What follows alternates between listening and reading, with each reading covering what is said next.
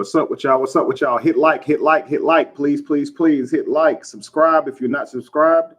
We're going to have a decent little conversation today. I am now the co-host of a radio show. So I'm going to bring the radio show on and let you guys hear them while y'all see me. And we're going to have a good conversation, okay? Last week, it was Dr. Umar. I didn't make that one. The week before, it was another guy's name was Anthony. This week, though, it's going to be Jamal Milton. And I know a few of you guys are familiar with Jamal Milton. So at 2 o'clock, I'll be calling into the radio station. And, of course, I'll be the co-host. And we'll be interviewing Jamar. All right, family. So please go ahead and hit your like button, hit subscribe, share. And I'm going to be doing the same really quickly. I just wanted to log on a few minutes early so we could give people the time to come on. So y'all not still coming on trying to catch what's going on. Catch what's going on, you know. Catch what's going on, you know. Catch what's going on, you know. I'm just gonna keep repeating. All right. What's up? What's up? What's up? What's up, LeSean? I appreciate that first like, my brother. What's up with you, Big Mo? What's up with you, Unifierce? Theodora, what's going on with you, sweetie? What's up, Emily? What's up, Chupacabra? Chupacabra doll. Okay. Big Mo. I said, what's up to you? Let's see, Cutesy. What's going on? What's going on, Karen Smith? Thank you. Thank you, Miss Alonda. Thank you, Bernard. Monique, what's up? What's going on with you, sis? Sammy Hassan, peace. What's the topic of this seminar? Actually, it's kind of broad, man. We're going to be having a few different topics. So the host, actually, she likes to just ask a lot of questions just to see what people are about and throw them out. So it's just going to be broad, man. I think you guys will like it. I interviewed with her a few weeks ago, and it was awesome. Callie interviewed with her a few weeks ago. I think also Ricky Swink did. So I've been trying to make it, to where I can get a lot of the guys that I'm familiar with onto her radio show and get other people familiar with them and go from there.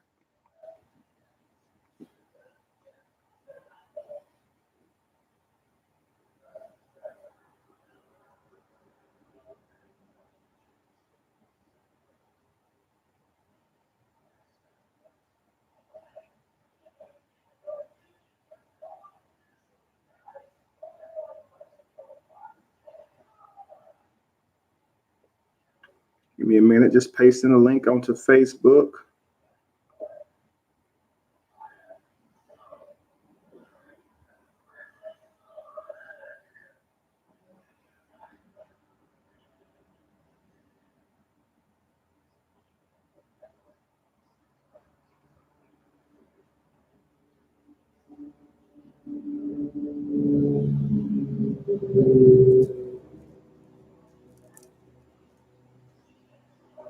All right, peace, Anthony Brown. Thank you, Emily.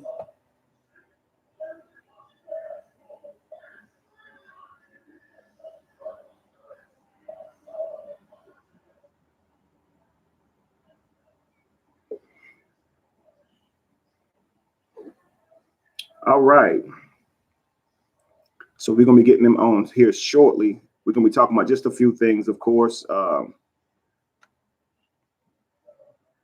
So I guess let's do a little Q&A before we get started. So anybody have any questions, feel free to ask, and I'll do my best to answer it.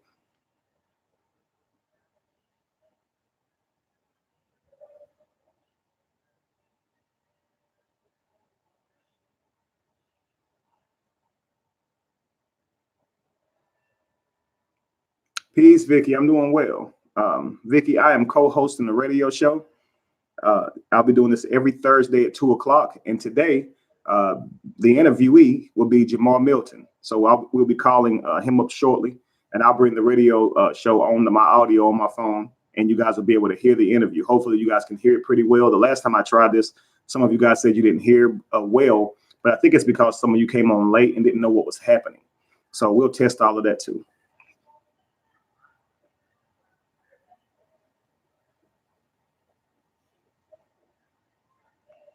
That's what's up, Christopher, man. I'm happy to be part of that family to help you through as well. John, I may speak to him every now and then. Ronald, that's what's up, man. Yep, I'm August 26th, baby. Yep, born at 6:03.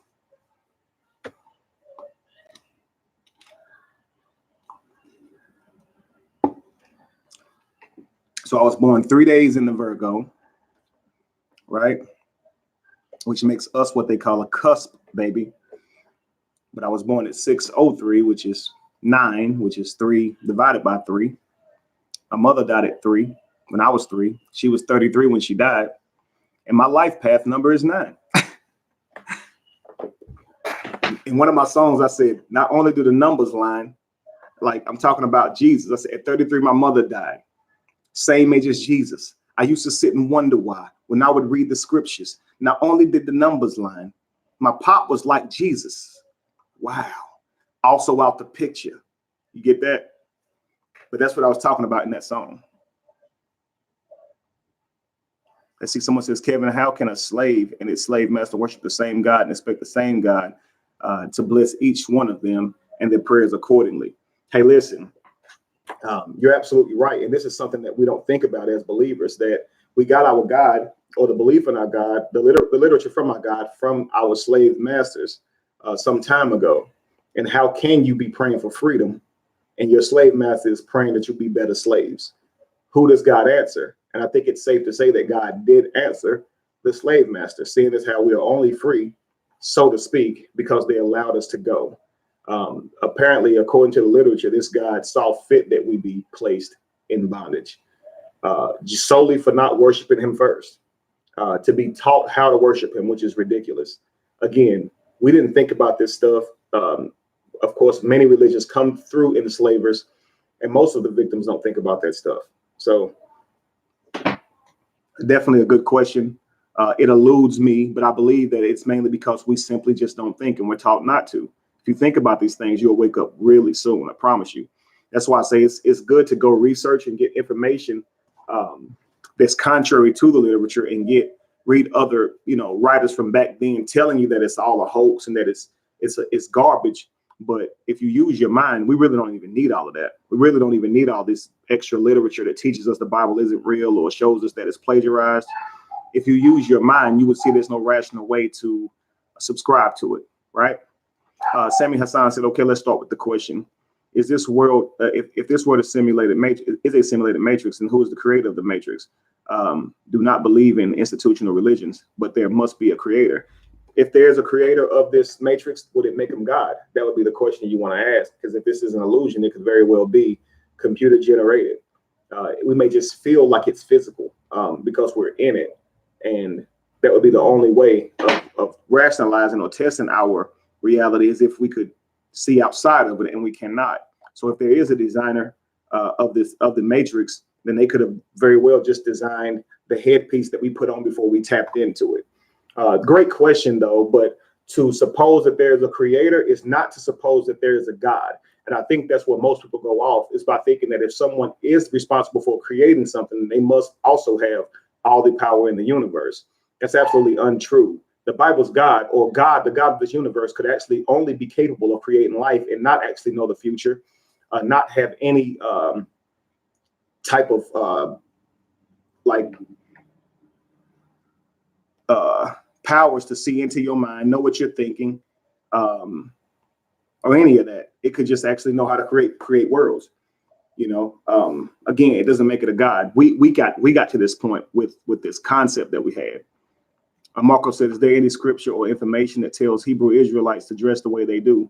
Only the ones that's telling the Jews to dress the way they do. And one thing, Marco, is in understanding that Jews or Hebrew Israelites, they pick this name, they feel like it separates themselves, but it's really ridiculous. They are Jews, or they are Israelites, because the laws were given to all of the Israelites, not just Jews.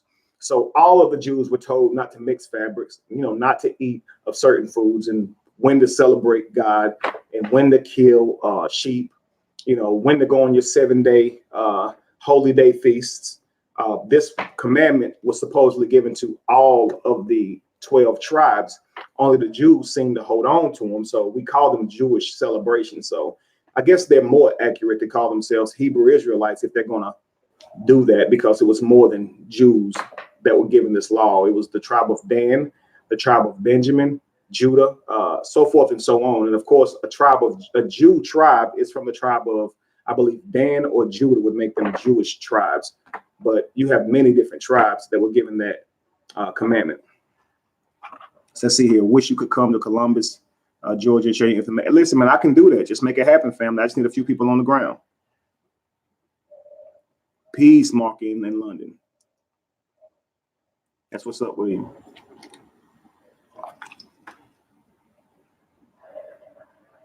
Right, Lishan. Isn't that ironic that we are the only living beings that claim to need a book or believe we need a book? Right, Melvin. John says, I woke up maybe 5 or 6 months ago. I find it awkward listening to the Christianese. I used to speak myself. I don't want to kick my friends to the curb, but it's getting difficult to speak my mind. It will be, but I will tell you this, John, where I have succeeded in talking to my loved ones is allow them to speak theirs. A lot of what you're saying cannot find its way into their mind because their mind is already full of crap, to be honest with you. If I were to take this bottle and fill it up with rocks, I wouldn't be able to get as much water in this bottle because of the rocks that's in the bottle. So you got to get rid of the rocks. So when you ask them to explain why they believe, just listen. Don't retort. Don't rebuttal, even though you know what to say. Let them go down that road so they can get it out, so they can hear themselves. One key way to waken somebody up is showing them a mirror. Let them tell you exactly what's on their mind so they can see how foolish it sounds. I'm a listener. I'd rather hear you than speak. One, because when I hear you, I get to know your mind. If I talk, I can only tell you mine. And so I want to grow too. So I want to know what you think. And then we can grow from there. But I believe that's actually worked better for me than just giving them information, because if you don't hear what information's in the way of your information, because people tend to grab on to what they believe, what they hear first, the rumor that they hear first, the belief that they had first, they tend to hold on to that. Right now, if someone told you that Santa Claus was actually skinny, you'd probably say that's not true because you heard that he was fat first.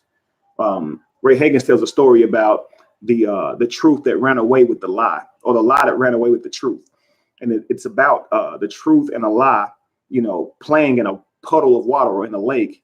And the lie says to the truth, I bet you can't swim out far. Let's see how far you can swim. So the truth wants to prove the lie to the lie that he can swim far. So he swims all the way out to the middle of this lake. And then the lie says to the truth, let's see how long you can hold your breath underwater. And so the truth goes underwater and holds his breath as long as he can hold it. And when he comes up, he noticed that the lie is gone and has run off with the truth's clothing. So now the lie is running through town, masquerading itself as the truth, as the lie is now wearing the truth's clothing. So if you are now being presented with the lie, and it's your first time ever seeing this person, and it has on the truth's clothing, you would have every reason to believe that it is the truth. If it's going around saying, I'm the truth, you would have no other choice but to believe that, just like you believe my name is Kevin Wesley. And if you found that my name was, Sherrod Thompson, you would be shocked to that, right? Because you heard, it wouldn't change anything about my character, but that would cause cognitive dissonance for you because you've heard something different. You understand? So when the lie runs off with the truth's clothes, and everyone believes that that the lie is the truth, then what can the truth say when he's showing up literally with the lie's clothes on? Because he didn't want to walk around naked. He comes out of the water. He sees the only clothing there is the lie's clothing. And so maybe he doesn't want to put on the lie's clothing. Maybe he shows up butt naked and he's the butt naked truth. No chaser. And people still don't believe him because the lie has got to them first. So just imagine that. The lie got to them first. So even though you're giving them the naked truth, they still don't believe you. And it's only because the lie got to them first. No rationale or reason behind it. It's simply because the lie got to them first. That's it. And so they have that where they grab on undressing a well-dressed lie. That's absolutely right, DeWanda Pinckney. That's what that message, I believe, was called, where he told that little story. And that short story is so enlightening because it gives you a perspective on how people believe false doctrines and false information. You just got to get to them first.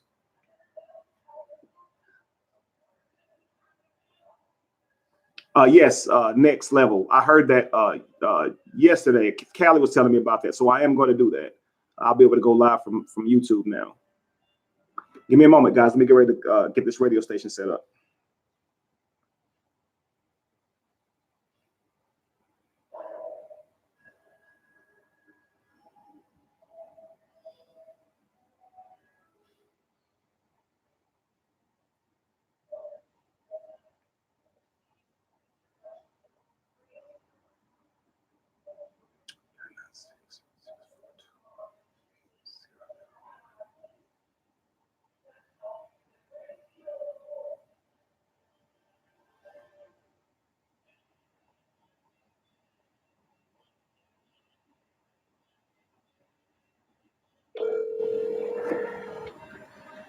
Hoping you guys can hear this.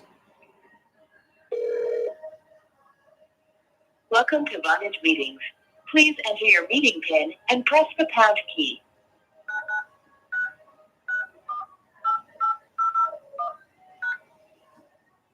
Sorry, your PIN is invalid. Please check your dial-in and meeting PIN and try again.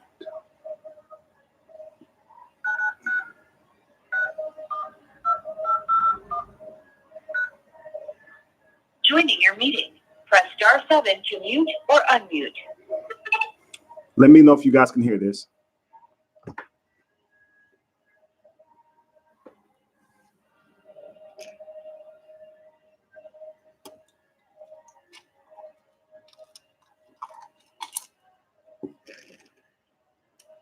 So I imagine that she'll be unmuted here shortly, and then we'll be able to go from there.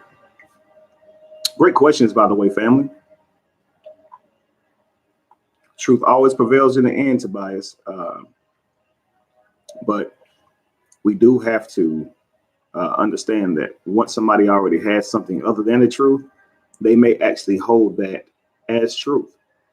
And this is the problem. Wherein do you find the difference in between a truth and a lie? If it's really just based on faith and how much you want to believe in it.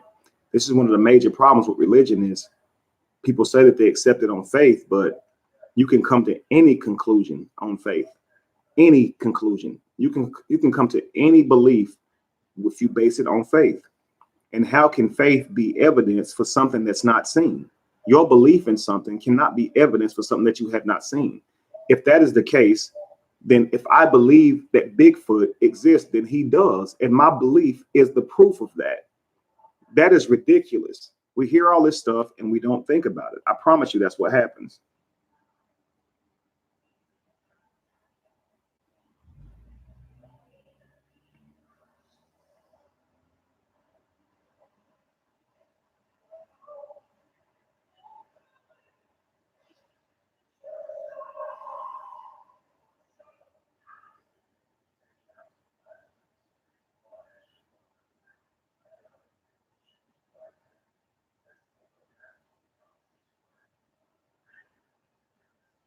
Okay, guys, I just got a message that the radio interview was rescheduled to 3:30. So I'll try to get back on here live and do that again. But let's talk then.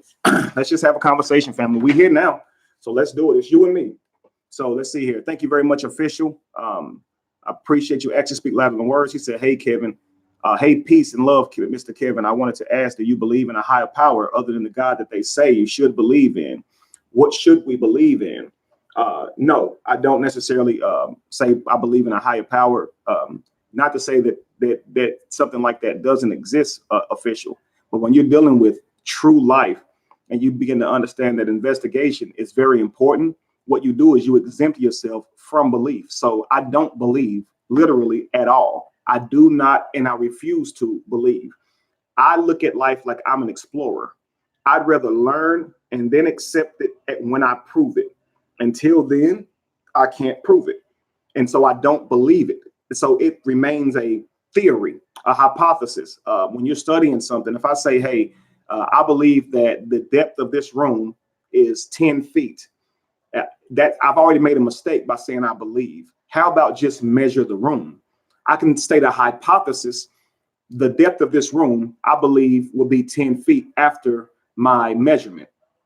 When I measure that and it's not, I should be able to pull back. But because I don't have any way of measuring, is there a high power? I have gotten ahead of the investigation and I've now presumed, I've now asserted that there must be something like this there simply because I don't know. And that's the fallacy that we always do. We always make that mistake of believing in something before we have the information or the right proof to be able to believe in it. What proof do we have for a high power? You understand? So I don't believe. I don't deal with beliefs at all. And again, it's not just atheists are not saying that God is not real, because that is a burden of proof. What we are saying is that there is no evidence to support believing in such characters as God. This is absolutely not asserting that there is no God. If someone says, do you believe in Wolverine as God, or do you believe that Wolverine exists? I would say, no, I do not believe that Wolverine exists. We have no proof of Wolverine's existence. only literature in comic books. And that person would say, well, prove Wolverine doesn't exist. Well, hang on, time out. I never said Wolverine did not exist. You cannot prove something's non-existence. How would you do that? How would you do that? So I would say, if you believe that Wolverine exists, it's up to you to prove it. And until then, I have every right to not believe in Wolverine. It's crazy, right? And so we live in a world where people are trying to force you to say you believe in something that there's no proof of, and they wouldn't even know how to prove. How would you prove a God? And why would you even need to prove a God? God should be the one solid thing that we all know of, just like our ability to think. None of us question that. If someone says, I had a thought, or I got something on my mind, no one argues with you and say, prove that you're thinking. Prove that there are words that's going through your mind. Prove that when you close your eyes, you can see a purple giraffe. No one has a problem with you saying that you can see a purple giraffe when you close your eyes, because we can do it too. And again, many of you probably already see the purple giraffe now, and now it's doing the Carlton. See how amazing the mind works? None of you are going to say that this is not happening because you can relate. But saying that there is a God who speaks to you, that is something that is non-relatable. We all have a different explanation of what this God would be. This shows that it's not consistent and therefore not proof. If you went and you asked someone, 100 people was eyewitnesses to a crime, but they all give a different description of what the perpetrator looked like, then you have a case that's going to be thrown out. This person cannot be convicted if you have 20 different people giving a different description for this person's look. He had a beard. He had dreadlocks. No, he had braids. No, he had a bald head. He was 6'5". No, he was 5'2". He was black. No, he was Chinese looking. No, he was Asian looking. No, he was white, right? He had a limp in his leg. No, he ran with perfect strength. He was a stocky guy, 270 pounds. No, he's about 135 pounds. When you're doing this and everyone has a different look or different imagination or different witness for what they saw, it makes the whole thing say, we don't have anything conclusive here. All we have is a bunch of people that's talking, and none of them are consistent. Even if you don't technically have proof, if you can get a few people to be consistent in their testimony, you can have a suspect, and then you can try that person. But if you can't even get that out of them, you can't even try Jesus right now. We wouldn't even be fair in bringing Jesus to a courtroom, because we can't even identify what he looked like if you were to ask 20 different people. Marco says belief can be dangerous. Yes, absolutely, causing destruction even in regular life. I agree. Let's see here.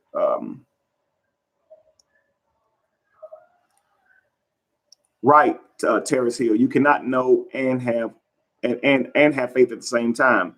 And if William Jones, if that came from you, that is dope, brother. Help my understanding. Are you saying that you are atheist only by default, only because there has to be something called that? I would prefer to say agnostic. And that means that if a God were to show up and present itself, I would have no problem with believing in it. I would probably just think it was an asshole, but I wouldn't have a problem believing in it. I don't stand in a position where I say there is no God, but neither do atheists. The position is there's not enough evidence to believe that there is. So by default, I guess I would be an atheist. What sucks is when people try to apply negative stigma to atheists. You don't love people. You just want to see the world burn. You just want to live the life the way you live it. You can commit crimes now and not feel guilty because you don't believe in a God or have the evidence to do so. This is all ridiculous. All of these are ad hominems and they have no proof in reality. They cannot be demonstrated. They're not consistent because if that were the case, I've woke up probably, let's just say, at least over 500,000 people, probably, just with my video going viral the way it did. We didn't see any type of thing outside of Facebook to show that people were waking up by way of crime. If people, we agree now that people are talking about Jesus's non-existence and really disrespecting Jesus on a higher level than we ever saw, right? People are just coming out now saying Jesus don't exist. You would think the crime rate would increase, and it would increase by way of people who don't believe in God, but it hasn't. So how can we demonstrate that people who don't believe in God are more prone to danger or more prone to violence? We can't. It's just something we say. And that's another problem. You're just saying stuff, and we don't know how to prove stuff. Our whole life we just been talking in church testimonies and crap like that, and not saying anything. And I'll show you. Sammy Hassan said, "Who created your soul, Kevin?" Soul? Show me my soul, and then we can talk about who created it. We're dealing with philosophy here. We're dealing with philosophy. A soul cannot be seen. A soul cannot be demonstrated, and a soul cannot be found in the body. You know, if you want to call soul consciousness, this is another thing I'm talking about. We can't find consciousness in the body, you know, but we know we have it. I'm not saying we don't have a soul, but I'm saying we haven't proven that we had one to even be asking a question about who created it. This is what I mean. We're jumping the gun here. If you say who created my natural body, that's a better starting point. But if you say who created my soul, then we have no way to examine it, because I can't put my soul on a table and examine it. I can't follow back the breadcrumbs to who created something that I can't even see or know that I actually even have. It could all be philosophy. I like to think I have a soul, but who knows that I have one? Right, your consciousness, again, we can't lay our consciousness out and truly observe it under a microscope and break it down like we do a leaf, like we do other things, to be able to rationalize who could have possibly had a hand in creating this. If I had a watch, I can say who created it, and I can possibly look at the watch and find the person's signature on it, right? Or it's designed in a certain way, and that person's signature is the way it designs that watch. But you can't do that with consciousness, or a soul, God, angels, or anything of that sort. You understand?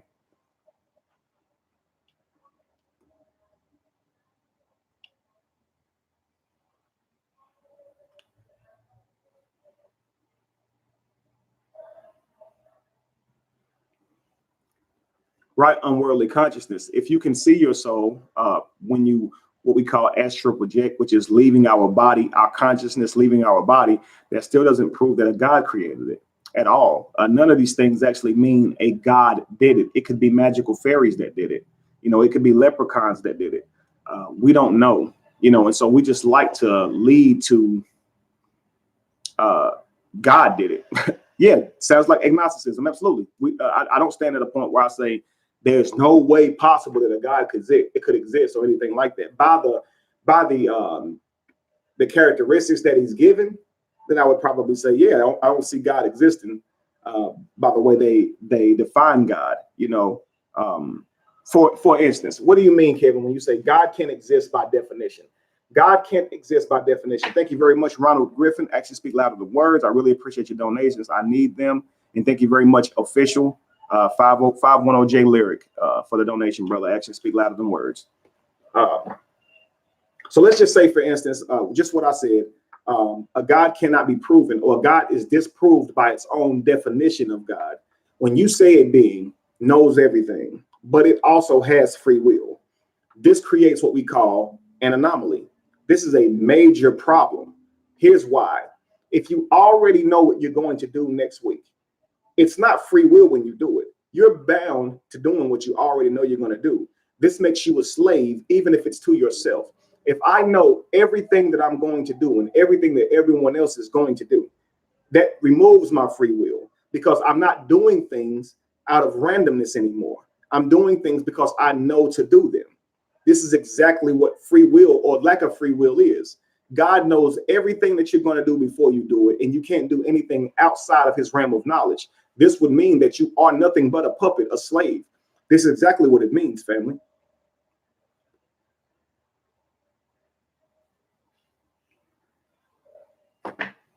Anybody have any more questions?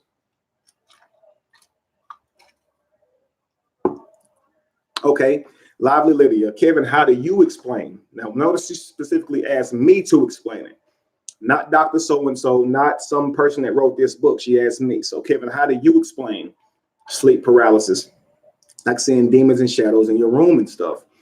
Here's how I would explain that, okay? We go through what they call sleep paralysis, which means that our mind is still asleep, but we are aware of it, and we cannot actually move our physical body. Now, this may be because you're astral projecting, haven't proved it or disproven that. But why do you feel that you see ghosts or demons? This is all stemming from your mind, because people who are woke or people who are not in religion, they don't see demons anymore. I did when I would have experienced sleep paralysis or astral projection, whatever you want to call it. When I was a child, I was a Christian, and I thought that there were demons coming in my room and keeping me from moving because of my perspective. I first was taught about demons. Nothing ever showed me that it was a demon. I never saw one. I just believed that they were because it was my perspective. And so I got a song where I actually asked, it's more mental than it is spiritual.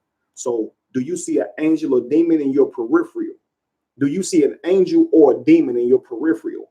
It says more about you than it does the angel or demon. If you see demons, you're probably a bad person, or you probably believe in fearful, fear-mongering crap.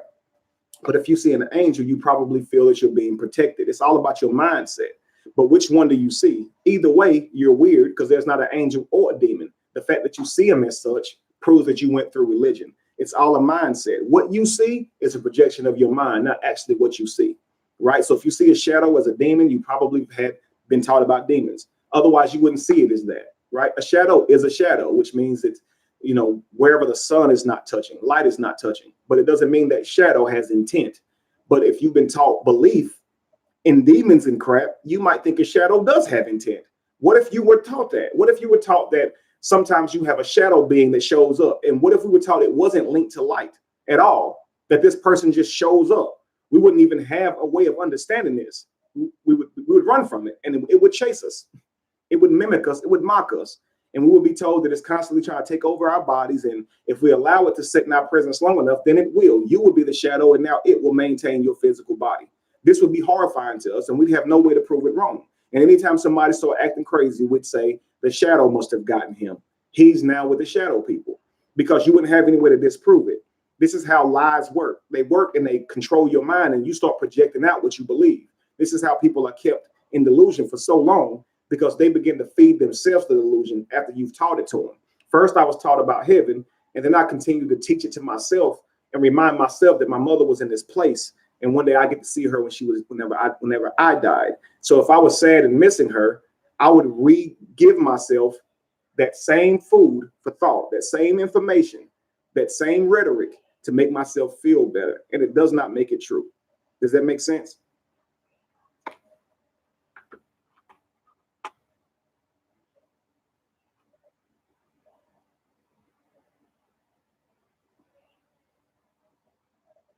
Right. Just because we're taught things don't make it the truth. We were just talking about this yesterday, because everyone agrees that we're in 2019. Does that mean that we are?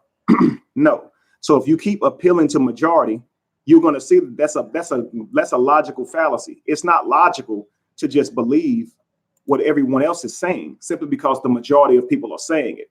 That's actually silly. What proof does it have? What truth is there because everyone says something? This is a social contract that we agree upon, that we live in 2019. But if you're born in the last 15, 20 years, you weren't told that. You were just told that it was 2019. So you didn't have a choice on accepting whether or not it was 2017 or 19, or accepting the social contract. You didn't get a choice. You were just taught simply that this is the year it is, and you're going to have to go with the flow. Write it down on your paper. Here's your calendars, right? You see, the one that says, I have two people that are married and saved, and God ordained their marriage per the Bible. How can their child be born in sin? You're absolutely right. If God ordained your marriage with another person, then that should mean that it should be straight after that. But obviously, it's because of the literature. Listen, when they created laws to have people adhere to them, they also gave you religion. And so the laws were this, very plain and simple. Here's what you don't do. Here's the punishment for if you do it. But then we got a whole nother thing to that, religion.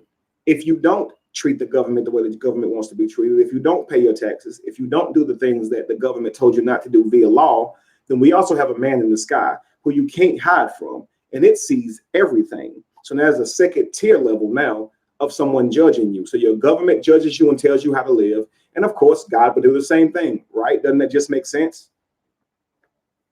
But does it make it true? What proof do we have of it? And this is why I say reading through a bunch of books doesn't necessarily give us truth.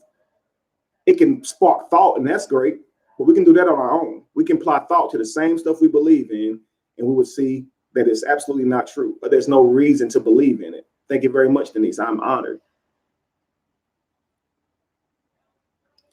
Unworldly consciousness says being in heaven with the person who sent all of your loved ones to hell seems insane to believe in. Honestly, I'd rather be in hell. How about being in heaven with the people that you wanted to be in heaven with, but you don't remember them? So really, you're not in heaven with them because you're not even you. The Bible actually gives us clear indication that we're not going to have our memories when we get to heaven. So what would be the point of even going there if you don't even remember who you were on earth? What's the point? If I don't really get to see my mama again because I'm not me, she don't even know she's my mama, what would be the point? Really, what's the point? It's like you're yearning and fighting hard as you can to get to this place where it's supposed to be bliss, but that is a hell. You're going to get up there and have your memory wiped. Who the heck are you if your memory's gone? Who are you? And then what do you do every day up there? Just worship this being? It's silly, man. For instance, what's today? Thursday, right? Today is Thursday. Okay, so not only do we live in 2019, which is an agreed upon matrix, agreed upon timeline, we live in Thursday today. Today we are living in Thursday. What does that mean, family? This is another day that the Lord has made, right? Let us rejoice and be glad in it. But it's also a day that man has put his brand on. And we call this day Thursday. Who can tell me what Thursday means? What does Thursday mean?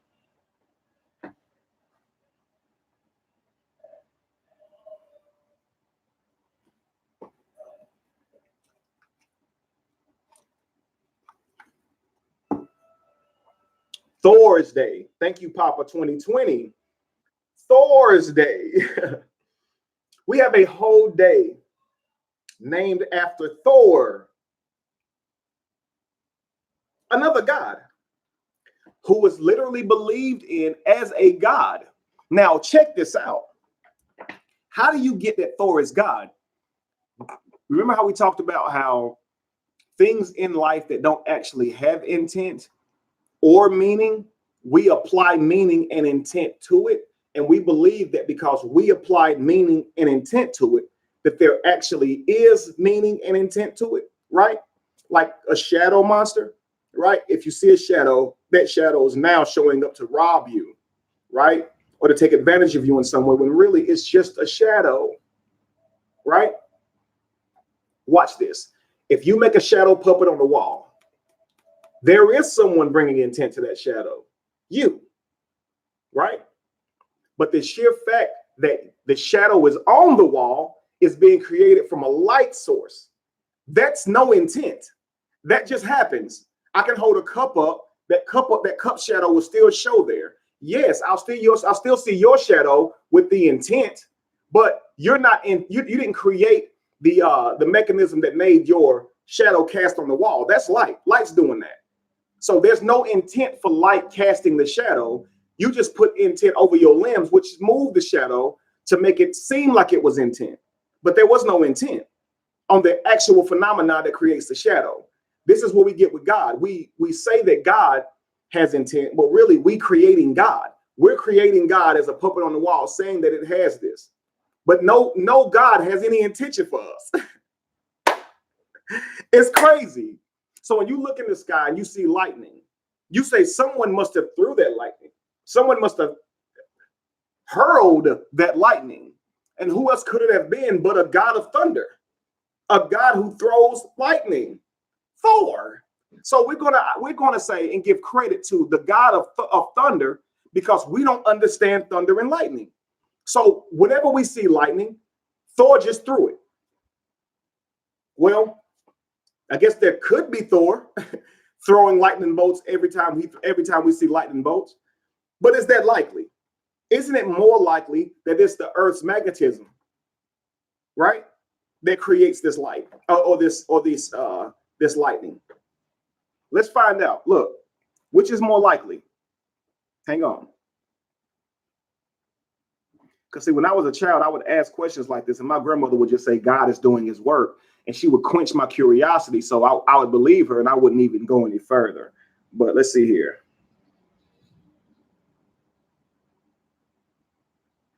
How is lightning formed? Thunder is caused by lightning. When a lightning bolt travels from a cloud to the ground, it actually opens up a little hole in the air called a channel. Once then, light is gone, the air collapses back and creates a sound wave that we hear as thunder. Now, did you hear that? Thunder is caused by lightning. When a lightning bolt travels through the cloud to the ground, it actually opens up a little air pocket, a little hole in the air, and that hole is called a channel. Okay, a channel, because when light goes through it, it creates an air pocket. Okay, once then, light is gone, the air pocket collapses back and creates a sound wave that we hear and call thunder. Doesn't that make more sense than Thor is throwing a lightning bolt?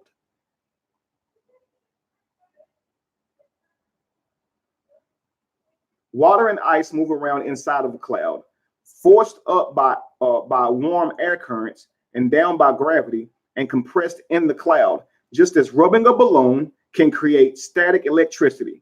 The particles in the cloud become charged. Now, does that, okay, now I'm going to say that again. Now, we're going to weigh this against Thor throwing lightning bolts, okay? We've never saw Thor, right? And it seems pretty random that Thor would just be wasting his time throwing lightning bolts and missing stuff. Is he accurate? What is he trying to accomplish from these lightning bolts? Since there is a person who is intending to throw these bolts, then what is this person's intent? Because we just get random thunderstorms. We don't seem to have it in a way that can be consistent with a thinking person. So if we're going to believe that Thor is throwing lightning bolts, then maybe he's just going out to a golf course one day and just throwing them. Maybe he's just throwing them because he's not doing this with any real intent. He's not aiming at anything, right? So let's look at the other reasoning behind thunder. How is lightning? How is lightning formed? Water and ice move around inside of the cloud, forced up by air currents and down by gravity, and compressed inside the cloud. Just like rubbing a balloon can create static electricity, particles in the cloud become charged. Have we ever demonstrated this? Have we ever rubbed a balloon and you can see your hair begin to connect to it, be drawn or attracted to it? We saw this, right? We've rubbed our foot on, created friction on the ground and touched someone, and literally you could see the shock and you could hear it. It really would make a popping sound. So we can demonstrate lightning in smaller accounts in real life. Right now, if I rub my feet across, there's an episode where Peter Griffin finds this out that he can do this, and he just go around rubbing his feet on the ground and touching people. Just going around. Tap, tap. Anybody probably saw that? I watch Family Guy every now and then to wind down. Sometimes I like to watch stuff that has literally no meaning just so I can shut my mind down. Okay? But Peter Griffin does this, right? And he walks around shocking people because this is something that happens in reality. We've walked up to people and shook their hands, and because they were on carpet, they end up shocking us. And we say, you shocked me. And sometimes it hurt. You can feel it in your bones. Somebody shock you, right? So why do we still think that even after being able to demonstrate creating friction and then creating energy from that friction in the form of a shock, even though that's demonstrated, people still once believed that Thor was doing this. They literally believed it. Millions of people. Now the belief in Thor is in a garbage pile where Yahweh will be in 100 years. I guarantee you. Because the same way that Thor throws bolts, God randomly judges people. Even good people. Good people die of cancer. Bad people die of cancer. People that pray to God of the Bible die of cancer. People that pray to the Quran or the Allah of the Quran die of cancer. People who pray to Krishna of the Vedas die of cancer. People who pray to Brahma from the Bhagavad Gita die of cancer. It is literally inconsistent to believe that your God heals people and other people's gods don't. People who believe in Brahma have been cured of cancer. Same way with Allah, Yahweh, Krishna, Dionysus. It literally doesn't matter who you believe in. Somebody who believes in that God or deity has gotten a miracle and then attributed that miracle to the God of their belief, which holds no weight to proving the God of their belief because you're just believing it. And belief isn't good enough for proof. Positive affirmation. That's exactly what happens Women do this, men do this. A woman can date a guy and he'll treat her a certain way. She can date a different guy. He could treat her the exact way. Now, I've seen this happen, especially in the conscious community, where women will say, conscious brothers, they don't have any type of respect for relationship. This is what they'll say, right? And they'll say, I've been trying to get out here and date conscious brothers, right? But man, they don't act right. But when you dated Christian brothers, did they? No, you was out here bouncing around trying to meet decent people, and they end up not being sufficient for you either, compatible with you either. So are you really saying that all men who don't believe in Jesus are bad to date? No, but it's a decision that we make through our own experience.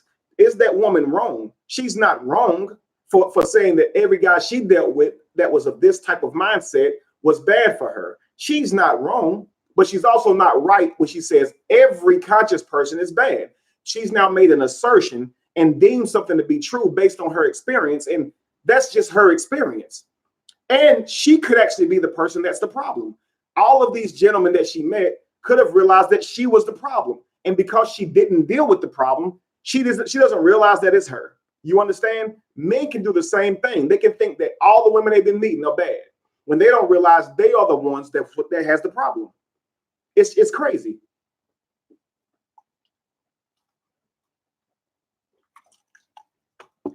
So saying every and all people are bad in this type of department is just ridiculous.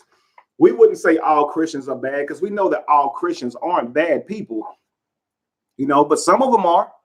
And that doesn't mean that the belief is false either. It's just a fact that some of them are, but it's also a fact that some of them are good people. That doesn't mean anything about proving something true or false, man. Unworldly Conscious says, shouldn't Christians be okay with abortion? You think about it. Let's see. I don't want to answer that. I hate this stuff. Y'all ever get this crap? Scam likely. Get this all the time. You think about it. If you were to kill a baby, you send them straight to heaven, right? You stop them from messing up. Yeah, but that would still constitute as, I would think, murder in God's eyes. This don't even want you to jack off, or masturbate. So I imagine if you kill a baby, he'd be pretty pissed, even though he allows babies to die. But I think if you did it, because God judged you with a different standard that he lives by. He told Joseph and Mary to escape to Egypt with Jesus to protect Jesus from being murdered, but he still let King Herod kill all the 2-year-olds that was around Jesus' age. God is weird like that. The Bible's God by literature, anyway. Someone says, how do you explain psychic people who know everything about your life? They must be in contact with entities, angels, or demons. So if you think that, say, if someone is psychic and they know details about your life, understand that psychic abilities have been linked to intuition. A psychic is not seeing your future because they're trying to. Like, I can look into your future and see everything. They're giving you clues, right? Have you ever had deja vu happen? You ever had, you've been in this place before. This has happened before, but you can't quite put your finger on it, right? This is how intuition or a psychic ability would kind of work. It's not like, hey, I can tell you what's going to happen tomorrow, because if we could demonstrate that psychics know the future, they'd be hitting the lottery, bro. And even if you get a glimpse or a feeling of deja vu, it doesn't mean that you're in touch with a deity, an entity, an angel, or a demon. Again, these are created characters with created definitions to them, and they have no proof in history. I could actually say the same thing. If someone's I said third eye because somebody put the third eye, but if someone's psychic abilities are that of out of this world, like on another level, their intuition is on another level. I could say that they had to have been talking to fairies, or they had to have had a globe ball, like a ball, right? Or they had to have been talking to magical pixies. None of these things have been proven. You see what I'm saying? So to say that if they can do this, then they must be crystal ball. That's what I'm thinking of. Yeah. So if we're saying that if someone has this type of ability, then they must be talking to these specific energies or these specific characters that no one has ever proven. Now you create another fallacy.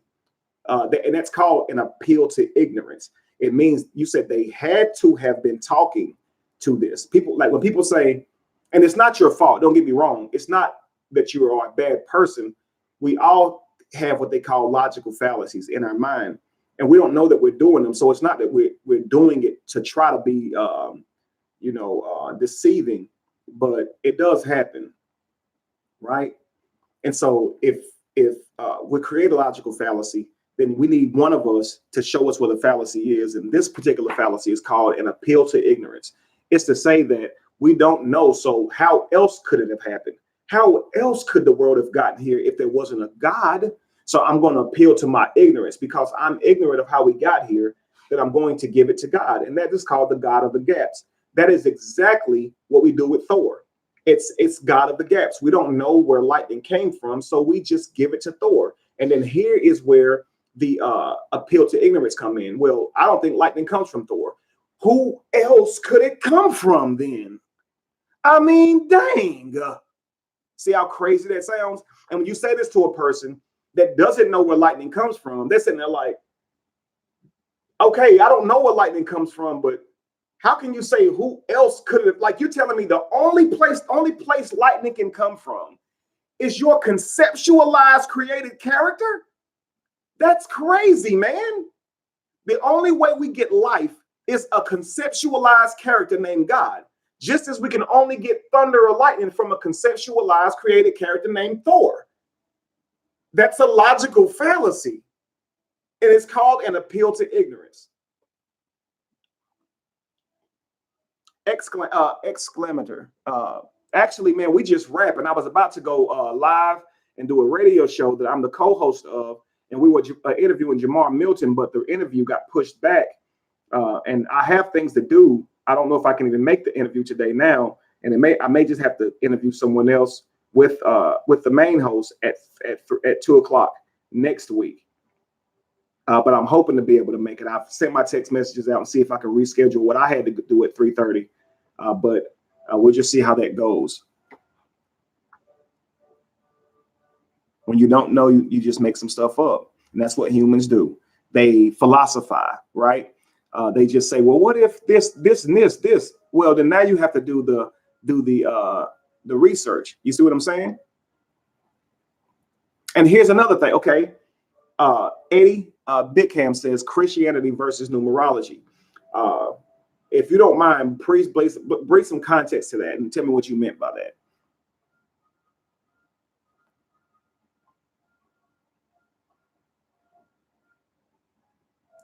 Right, live, love, and learn naturally. Why isn't there a Jesus Day? Why is there a Moon Day? Right? Why is there a Saturn's Day? Why is there a Sun Day? Woden's Day, the father of Thor? This is becoming a problem. Because where does Jesus come in? Why don't we have a Yeshua Day?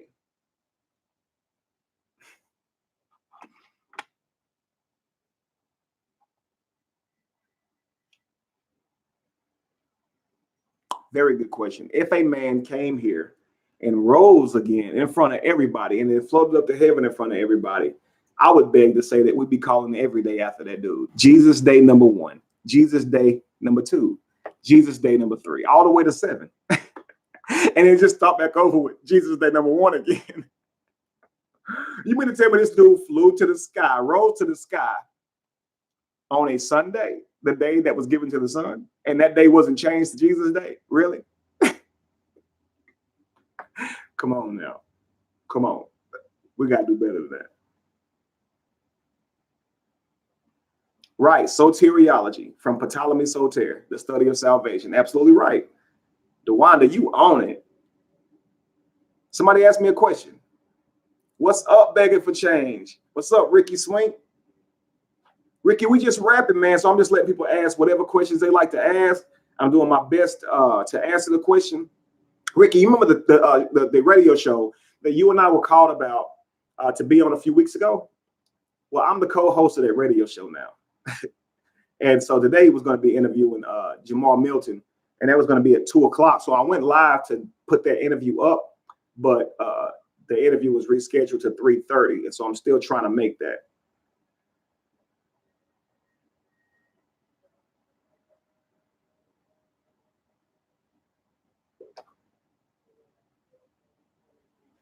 I thought I saw Why People Why say something, and then I didn't see the comment anymore. If you said something, Why People Why, let me know.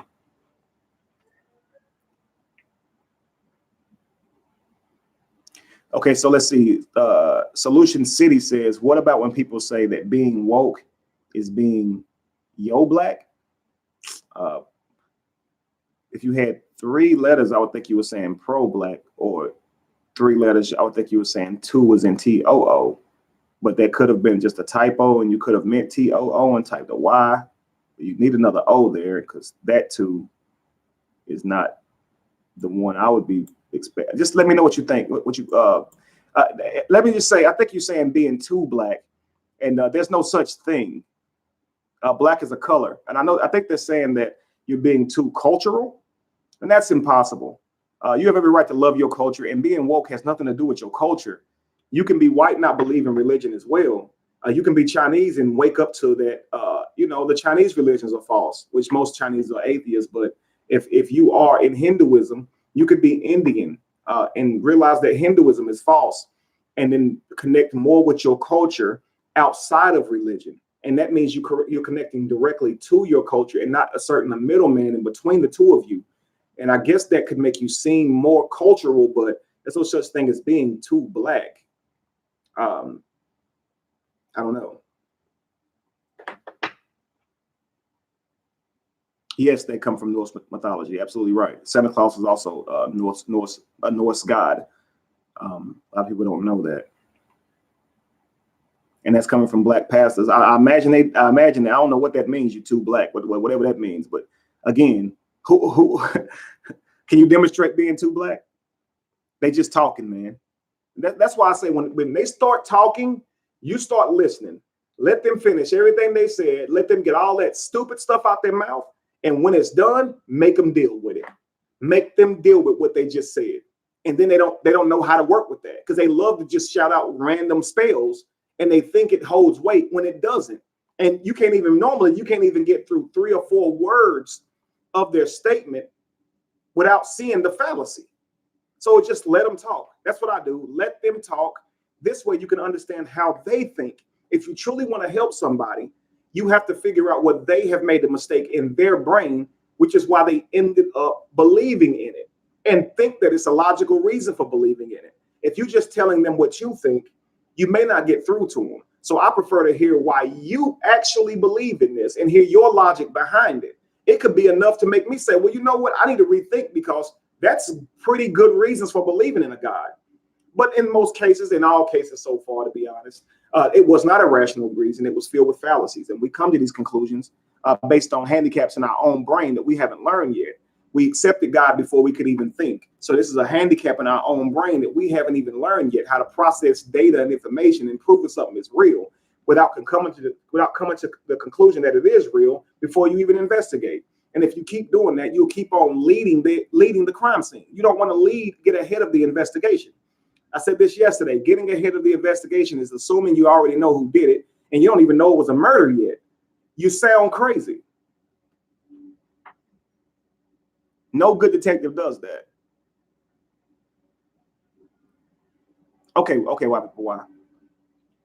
Let's see here. What do I read these days? John, you wouldn't believe it, but I do not read. I spend my time in learn, but what did they learn what they're writing?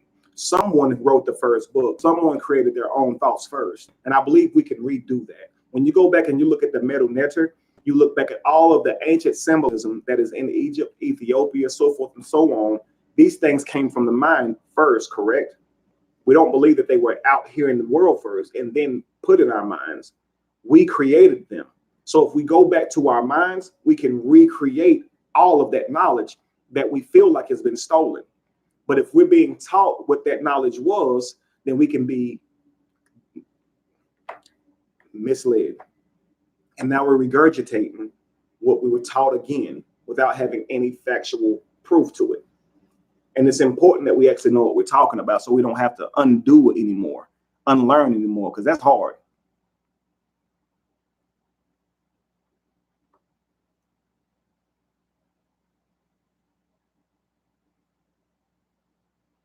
Sam Hassan says, and the psychic ability, or the psychic people don't want to be, and the psychic people, okay. He said, don't want to be an a-hole, but I need to know if I know everything about your life.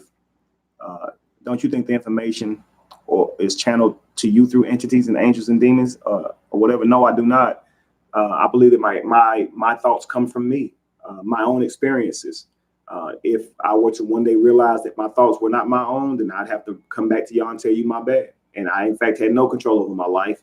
And none of this was actually me to begin with. But where I am right now, I truly believe, or I hate to say the word believe, but where I stand right now in my position is my thoughts are coming from me. And I have every reason to think so. I don't see anyone else funneling these thoughts into my brain. I don't feel anybody else's or hear anyone else's voice. And I hear my thoughts the way I hear them. I can actually even change my thought pattern now and think about Barney Rubble if I want to.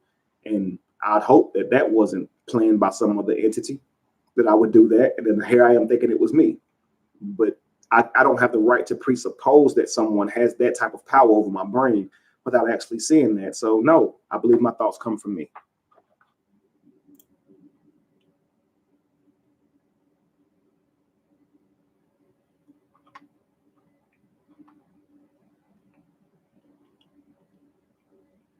Peace, King of Kush. I see you, brother.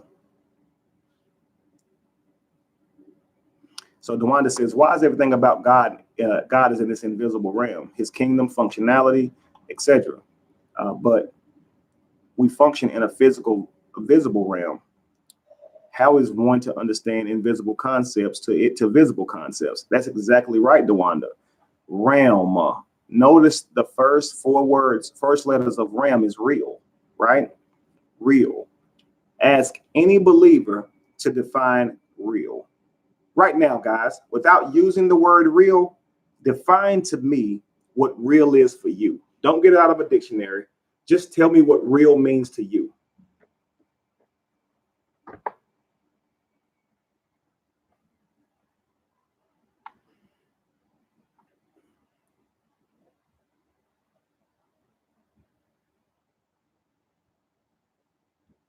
Realm is going to be the root word real. So when you say that something exists in this realm, what is real to you? What is real in this realm, right?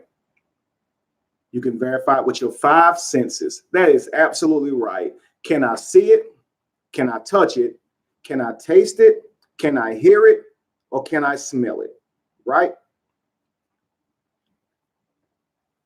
What someone else says, something I can understand with my five senses. Okay. Something I can see, touch, feel, smell. Absolutely. Right. Real means to me actuality. Okay. Things you can observe for self and conform in your confirmed conscious state. Absolutely. It is measurable. Absolutely. Seeing. Absolutely. So if something that if you're in a realm where the only way you know something exists is if you can see it, taste it, smell it, touch it, and hear it, how can you prove God if you can't see him, you can't touch him, you can't smell him, you can't hear him, and you cannot feel him? How does this God exist in the real world? Doesn't that mean he's not real? As far as realm is concerned?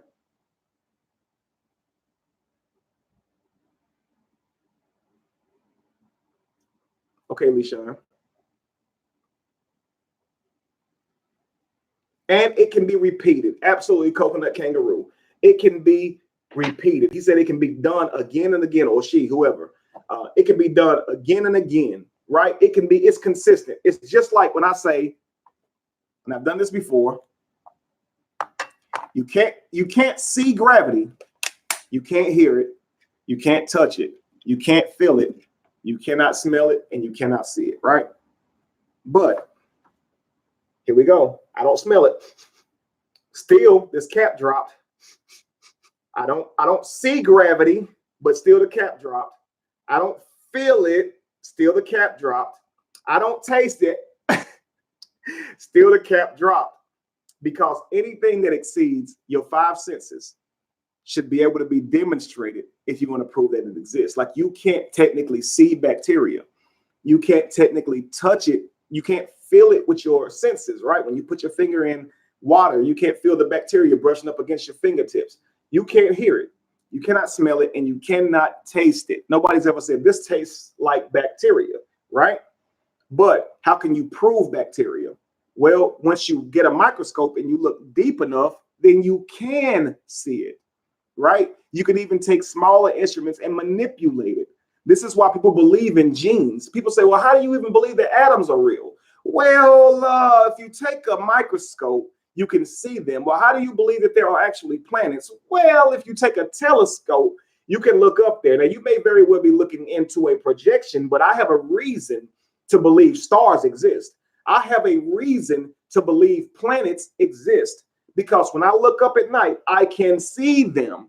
You don't have a reason to say Yeshua exists, although I do have a reason to believe that planets exist, that space exists. If it doesn't, maybe I've been deceived, but not by literature. I've been deceived by my own two eyes, right? Not literature, not someone says, even though you can't see it, it's there. Logically, I can see how any person can believe in space. I can see that. But how can someone believe in Jesus? I don't see that. Space is consistent. We can see it every night. Everyone can attest to looking up and seeing stars in the sky. It's not a personal experience. No one says, well, stars are real to me. Planets are real to me. Well, I see them. Even if you don't, I see them. We all can see them. We're just trying to discuss what we think it is. So we're just trying to rationalize what that is out there. But none of us deny that we see it. Right. You can see planets. So I have a reason to believe that I see planets. I see them, right? Ryan, that would be dope. Neil is cool.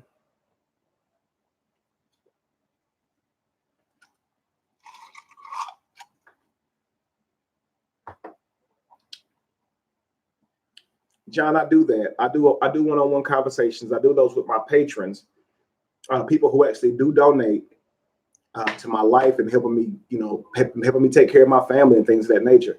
Because when I do a live, I normally give at least 30 minutes of my time, and there's not enough time in the day to give everybody phone time. So I do that only by donation.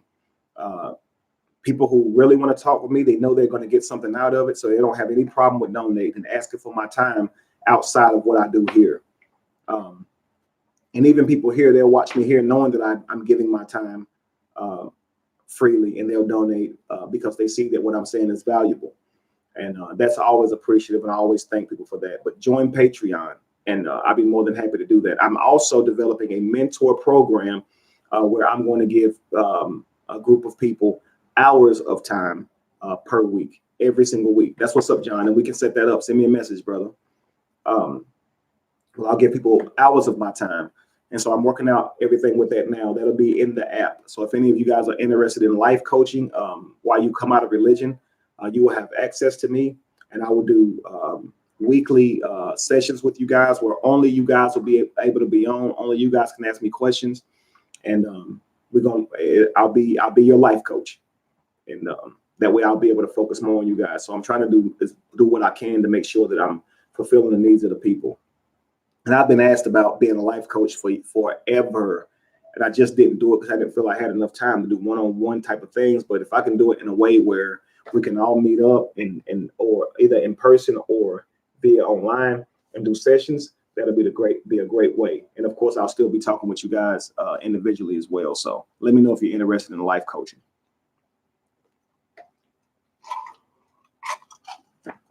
Royal Life family, thank you.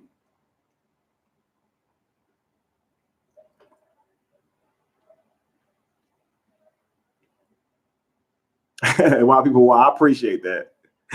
Who needs Jesus when you got Kevin Wesley? I'm going to help you think. I'm not going to try to talk you into trusting me. I'm going to help you think so you can trust for yourself with your own reason, and don't use my reason. Use your own. Strengthen your own brain.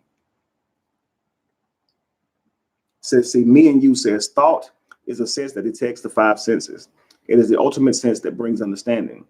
It's the ability of the mind to create from the principles anything you will. I can get with that,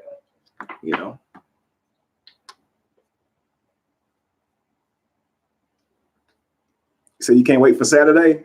Listen, man, I think I'm going to call it higher learning. I like that. I think that's dope. Somebody suggested I should call it higher learning. I think that's crazy. I think that's dope. Higher learning. Why not? What y'all think of higher learning? Solution City says, where do you see the world 40 years from your point of vision? I see a stronger world mentally. I see people who won't reach at least age 8 to 10 before they at least are challenged on their beliefs, because we'll have these videos everywhere. And so I see us really making the world stronger by way of having people think for themselves.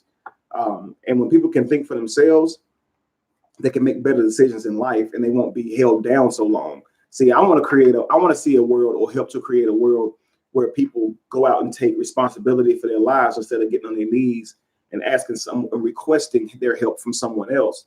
I'd rather see people who don't go to the government and protest to be treated correctly, but instead will demand to be treated correctly, or they just won't deal with the government.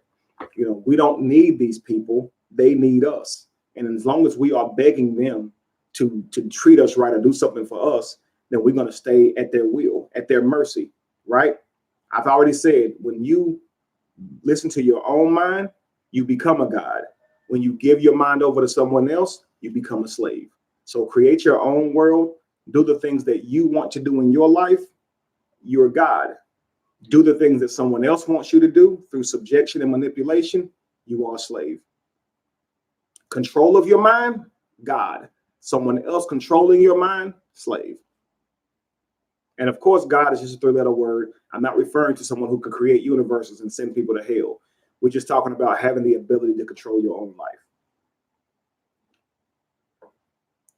DJ Jared, I've been asking about the mentor program. Absolutely. So, okay, I will, Deidre.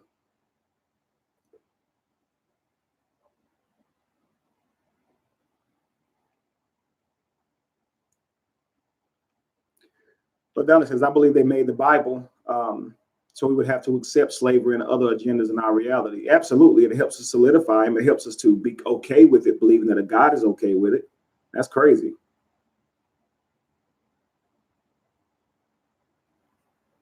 Deidre, you can actually give as much as you like monthly. We just had a conversation the other day asking people if they wanted to contribute to us even having a facility.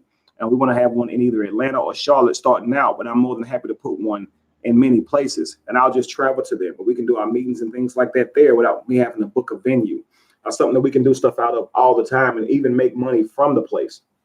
And so I ask people there, if you want, you can make that subscription to Patreon as well. If you want to do $40 a month, $50 a month, whatever you want to do to contribute to that, yeah, you can absolutely do that there until we get like a fund that's specifically for that family. But again, once I get my goal is 4,500 on my Patreon. Once I get that goal, I'll travel to you guys at no cost. That's no problem. You know, it won't be so much on me to come up with my own money to book a venue and to try to hope that you guys come and I make my money back.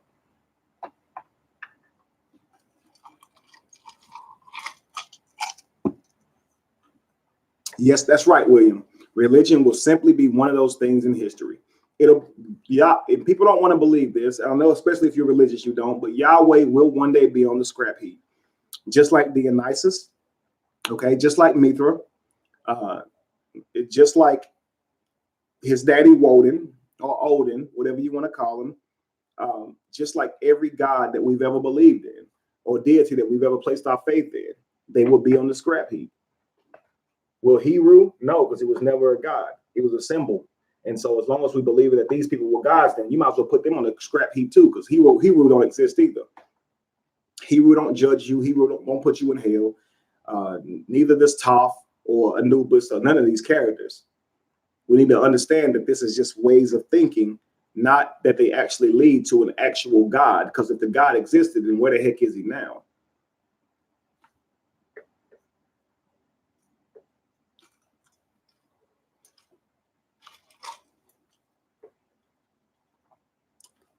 Okay, Deidre, no problem. And you said you're in Denver. Now, this is Deidre I've been talking to on the phone. Okay, absolutely.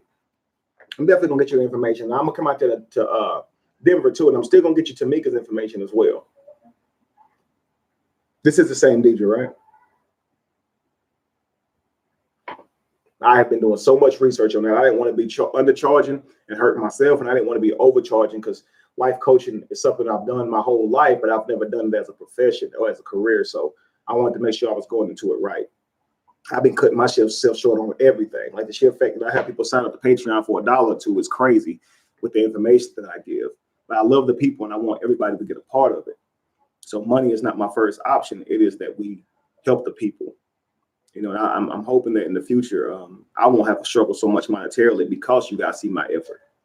I know for the last 3 years, I've been dealing with a lot of people who were, you know, frankly afraid to give again, to donate again because of religion. And I'm hoping over the course of these 3 years that you guys seeing that I'm very stand up. You know, all the things I've gone through, almost died twice, and I'm still rocking with you guys. I'm hoping that you guys can see who else can you trust, man? Like, I feel like I have, you know, shown that I can be trusted. So hopefully people will get over their resentments for donating and things of that nature, and I can have some real support, and that'll be awesome. But until then, I'm not going to stop. I'm still doing my thing. That's what's up, Deidre. I thought that was you.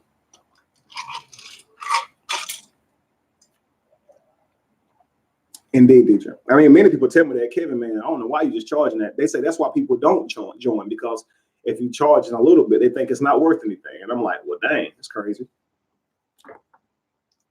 So Royal Life family, break down the Tower of Babel. It was taller, wider, and younger than the pyramids, but there is no physical evidence that it was in the Bible. Let's see, this is what trips me out about the Bible. Well, when you look at the measurements of the Tower of Babel, it's actually shorter than skyscrapers that exist today. Now, this should be a problem because the Tower of Babel supposedly reached heaven. God sees this and says, if man stick together, there won't be a single thing that they can't do, which this is God himself, according to literature, recognizing that if man is unified, there is nothing that they can't do. And the God of the Bible, who declares that he's not the author of confusion, literally caused confusion. He says, I'm going to confuse their tongues so they don't understand each other. But you're not the God of confusion. And why don't you want them in heaven with you? What's the point? What are you upset about that they made it to heaven? What would it hurt? Couldn't you just cast them back down to earth? Couldn't you just made the whole thing disappear and put them back on earth? Did you have to cause such catastrophic trauma, taking everybody's voices or languages and splitting them up so they no longer understood each other, especially in light of knowing that there are skyscrapers now that's taller than it? So are they touching heaven, or did you lift heaven up even higher? And this also presupposes that heaven is up. And when we look up, we see outer space. How tall were these skyscrapers? How tall was the Tower of Babel? Because did it go through space? Because we have planes that fly at 30,000 feet. They're not in heaven when they fly. So how did a building get to be that tall? Because if men built a building that tall, there wouldn't even be any atmosphere for them to breathe when they were that high. Yet we believe in silly stories like this. It's so much wrong with that story. Where is heaven? That's a clear indication that heaven is up if a tower was built to reach it, right? Do planes fly in heaven? Are stars in heaven? Because when we look up, that's what we see. We see the sun, the moon, stars, birds, airplanes, helicopters. I've never seen the floor of heaven at the rooftop of a building. Hey, let's build a skyscraper, right? At the very top of the rooftop is going to be a rooftop club, and it's going to be called the floor of heaven. And we can make sure that the floor looks gold, right? Make it look real pretty and put fake clouds on the building, make it look real heavenly, right? And we can call it the floor of heaven. So you go all the way to the rooftop just to be on the floor. Why people why? She says, I got a secret I need to share with y'all about KW. He's exactly what we see daily, genuine and sincere. You will never lose betting on him. Thank you very much, Why People Why. That's what's up.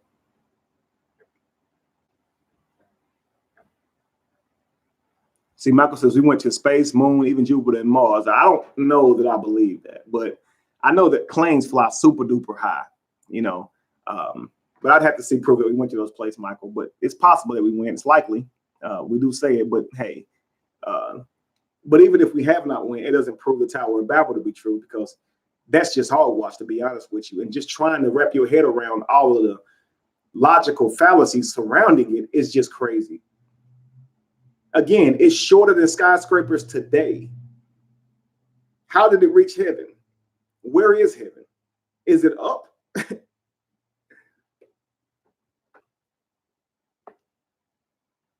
All right, so what I'm gonna do is I'm gonna hang on here until we can actually get our radio interview done. I don't know if I should log off or create a new live for this so it doesn't take long to get into it. What y'all think? When it gets to around 3:30 for this radio interview, should I recreate another live and let y'all jump back on so y'all can get the radio interview, or just bring it on as the second portion of this show? Let me know, family.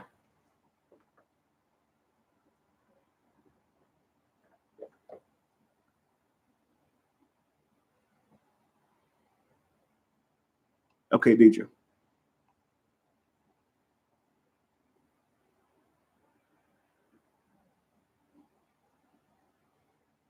Absolutely, me and you.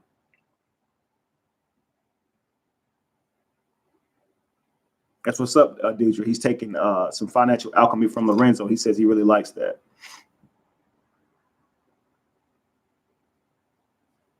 Okay, Lishan, thank you so much for moderating. Bring it on. Come back later. New live or stay on, guys. New live or stay on. Because I want it to be for people who want to see that radio interview, potentially to just, well, I did call this radio interview. I did already name this. Tease, well, I'm glad it was for me. I'm very glad that you ran across me, because I'm so thankful that you're not still sleeping. I promise you, I am just as thankful for y'all as y'all are for me, man. For every one of you guys that wake up, I know you have someone who freed you from religion, but I have a new family member. I have a new friend. I have someone else in my life now that causes me to not be alone, because those first few weeks for me, months, years even, were a nightmare for anybody who really loves family and loves having friends, because they will put you through it. They're going to take all that from you, and you will really feel alone. And I think that's the purpose of it, is to make you feel alone, because they know we're social creatures. We're social by design, or not by design. That kind of presupposes that we have a designer, but we are social creatures by default, I should say. We get along by communicating with each other, and we yearn for that. You know, just as other animals are social creatures by nature, they just love to be around each other. And when you take that and you set an animal out to its own, or any being out to its own, they can be. You can break them. And they do that to us. They definitely separate us, or ostracize us from the in group or in crowd, simply because we don't believe in this stuff anymore. LaDonna said, I have no friends and I'm a loner. This is one of the reasons that I try to bring my seminars and lectures to you guys. I could simply just do them right in my house. I think Ray Hagins does that now. He already had a whole place, a whole African village, and he gave it up and said, I can just do it out of my basement. And this is someone who already had a place. And in his mind, he felt like the people just wasn't giving enough, contributing enough, and he was stressed out over it. So he started doing it from his basement. And I know he hates that. I wouldn't want to. I wouldn't have a problem with doing that. So I don't say he hates it like that. But when you really are trying to get the people together, and really trying to get the people out of the house into the same arena together so they can talk and build with each other, that does create a little bit of a problem. Because you do want to get out here and mingle with the people and let the people mingle with each other. So many of y'all are lonely, wanting to meet new friends, family, wanting to meet work associates, business partners, and potentially lovers. And I know a lot of you don't want to go into any sexual relationships with someone who thinks that differently than you, especially when the potential is you guys having children, or you may already have children that you don't want someone who believes in religion speaking into your child's life. And I can definitely understand that. And that just makes it even more lonely. So I'm more so that's what this app is for, to give us a community. We can reach out to people who really only believe in this stuff, And you can turn on your notifications to allow people to know where you are. Like if you go to a club or bar or whatever, and you want people to know that a conscious person is there, you could turn your app on, and the people who have the app will know that you're there. I want to be able to create that for every one of you in your cities. You may be like, say, Deidre Jarrett. You could be in Denver, and you could have the app, and you could just say, turn my location on. And you might have 4 or 5 other people in Denver that says, oh, snap. Okay, where we going? Where we getting up then? And then from there, y'all pick the place, y'all mingle, get through some lives, get some photos, send them to me, and they're going to go up on the app. You take some pictures and put them up on the app.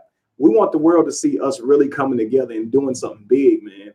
And that's what this app is going to be. Trust me, guys, it's going to be ready by, I think, tomorrow or Saturday. So hopefully when I do a higher learning, I'll be introducing all of you guys to that app.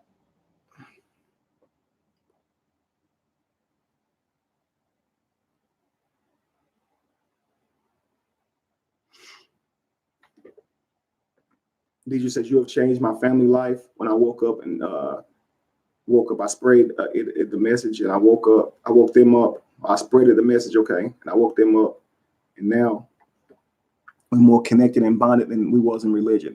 That's how me and my family is, man. We can just sit and just rap now and talk, and I mean my children, but way tighter than we was in religion, because you don't have to worry about what you're going to say to your children and hope God is okay with it and give them sound biblical doctrine when you talk to them.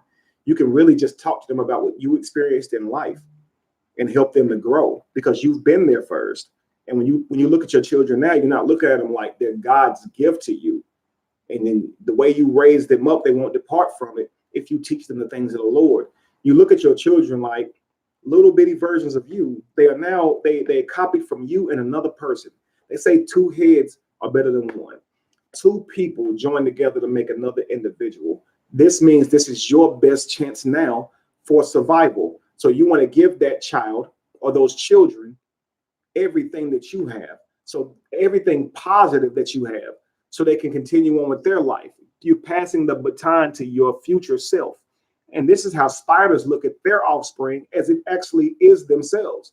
So I change how I look at my children. I look at them as me. My daughter is me. My 2 sons are me, and they are their mother. So we both take our time whenever we are imparting in them, because we want them to have a fighting chance. So we're not going to try to give them information that from a Bible or any source material that we couldn't even adhere to. We're going to be totally honest with them about what we have been through in life, because in all honesty, they came from our DNA. So they really already been through it, just in the body of us. So let me tell you what you went through 15, 20 years ago, before you were even born, in my vessel.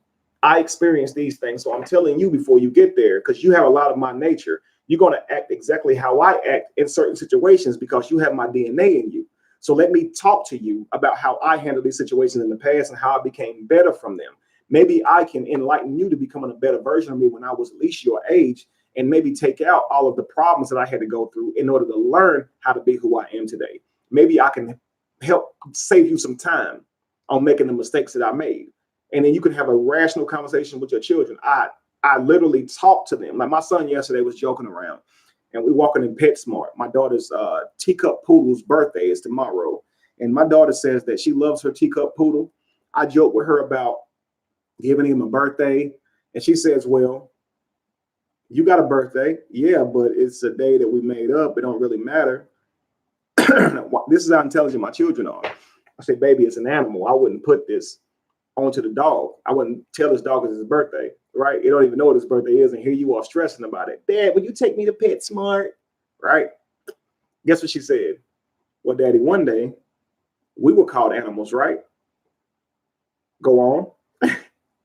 Tell me more. Well, if we were called animals and now we are not, what if one day we learn that dogs are not in fact animals, meaning less than us? So I would have every right in telling Blue that it's his birthday. And I said, okay, sweetie, let's go to PetSmart. I had to understand that. She's right. At one point, we were called animals. And so we don't have a right to say that they are animals and they don't deserve to be, put on a pedestal on their birthday. And if she wants to do that with her teacup poodle, then that's absolutely fine with me.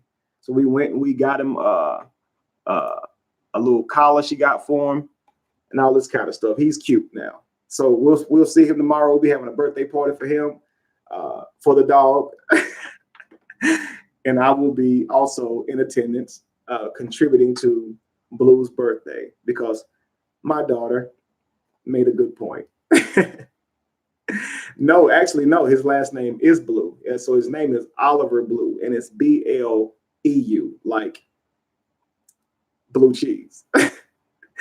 My daughter's classy. She wanted him to have a cool name, Oliver Blue. And she actually took him to the groomer and got his little ears, the tips of his ears color blue too, like $8. He chilling now. He just full of himself. But Blue got like some stuff on. He's like a apricot colored dog, and he has like a little some gold hair growing up under his chin, And I'm wearing a blue shirt today too, so I was like, Blue trying to look like me. Hang on, I'm gonna go get him. Let me see if he's upstairs. 1 second.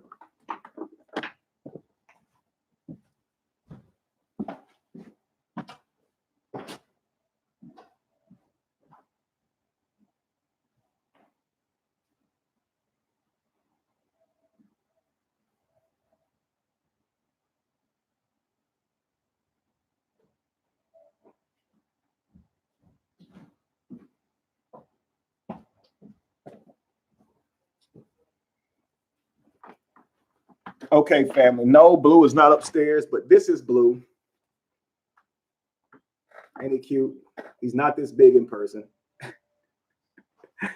Right here, he has like a red little bow tie on. She be hooking him up. And right now, his ears are blue. And he has he's grown now some gold under his chin, like me. He's trying to look like me. Blue. Hang on. Now he's up here. 1 second. Come here, buddy. Don't be like that.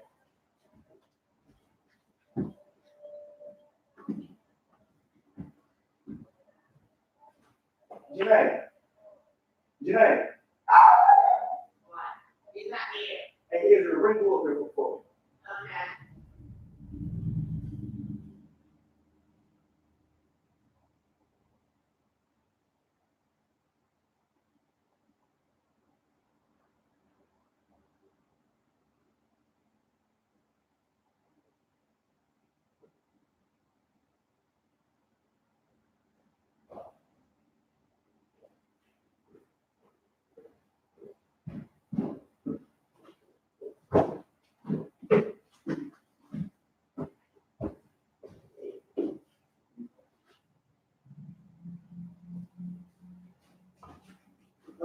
Let me see.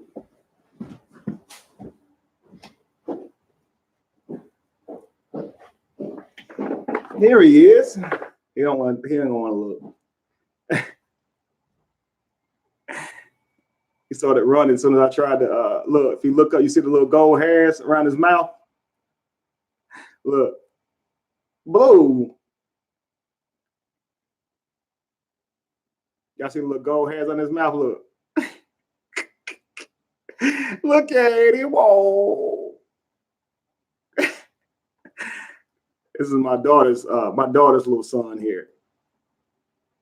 All right, I'll let him down.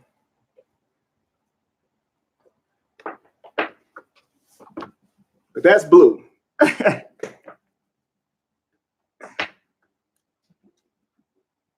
he camera shy. He don't like looking at himself in the mirror. I'll be trying to let him look at himself. And I figure if he sees me holding him, he'll realize that's him. But it seems that he has no indication that that's actually him. I put a mirror on the ground, he'd bark at it and try to fight it. It's crazy. Blue. Now you don't want me talking. I should have never brought him into the conversation. Blue is 3. He will be 3 tomorrow. I think my daughter says that makes him 21 in dog years. So I imagine they grow 7 years per year. age-wise.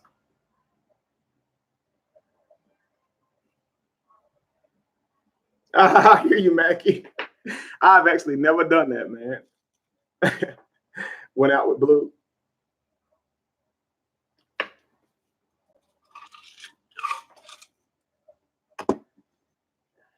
All right, guys, so we're about 15 minutes before we go to this radio show.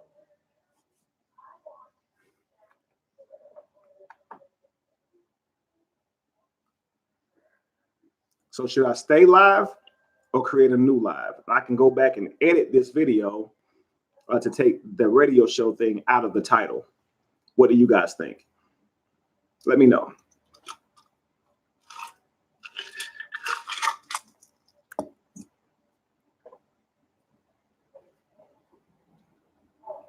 Stay live. I hear you, Marky Mark. I would just put in the video.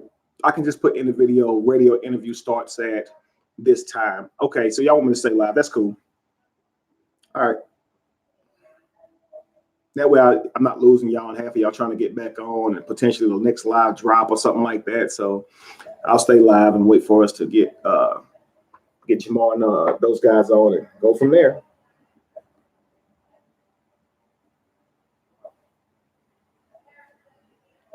So we got a few minutes, family.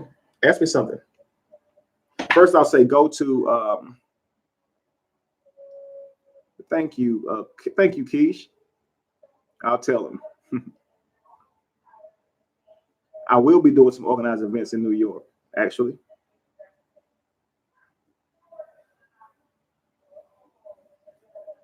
I actually had planned to come to New York this year. I don't know if I'll be able to get that to happen. When I had that surgery in February, it set me back on a couple of dates that I have throughout the year. New York would have been around November, but I will let you guys know. All right, so guys, this right here is betheevolution.org, www.betheevolution.org, where if you go on here, the first thing you'll see is my album, The Rapture. I encourage you guys to get the album, The Rapture. If you got it, please comment in and let these people know that it's freaking fire.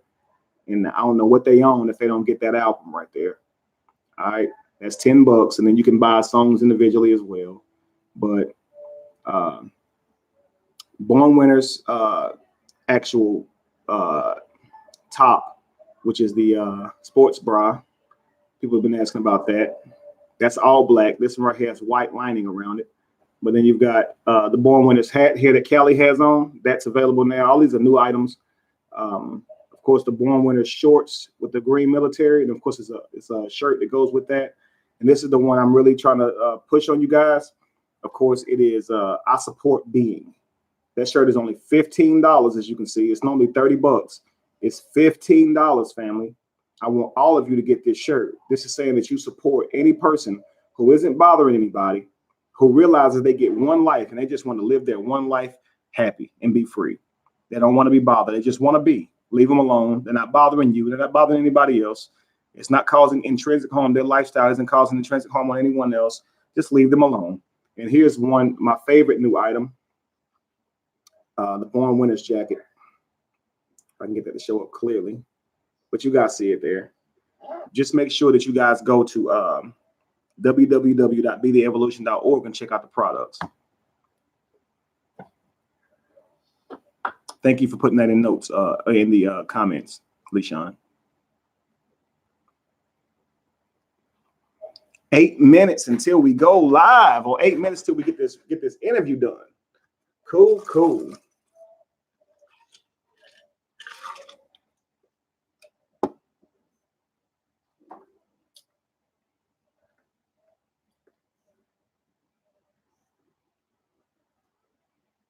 That makes sense too, Deidre. I think what I'm gonna do is just timestamp it, and if it logs me off, I'll just log right back on. I'll have the people on the interview to just hold up, and it won't take me but a couple of seconds to get back on. It did that last night, and I didn't get back on, and the reason was it was actually rather late, and I was tired anyway. So, if you don't know, John Jackson says, "Who is Jamal Milton?" Jamal Milton is another person who kind of does what I do. He tries to wake people up and things of that nature. We met a little while back. But I brought him onto the show, so a lot of people who are familiar with me are familiar with him. But if you're not familiar with him, you will definitely get to hear from him here shortly. Speaker's Corner. Okay. Marky Mark. Okay.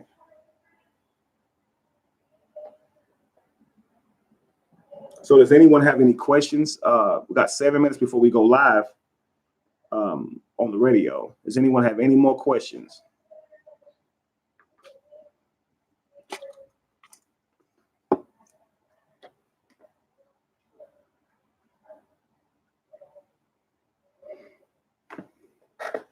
You guys want to see my since we're playing show and tell, I showed y'all blue. Would y'all like to see my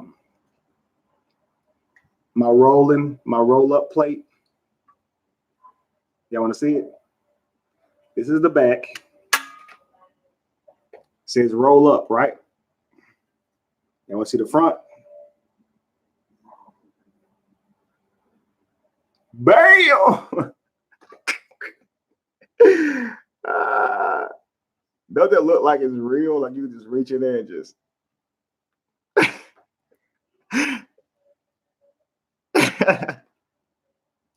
Y'all know that's dope. Y'all know that's dope.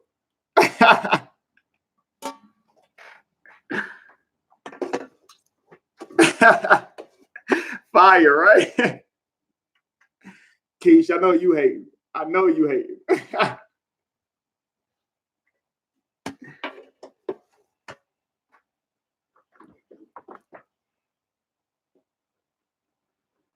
Can I smoke the tree?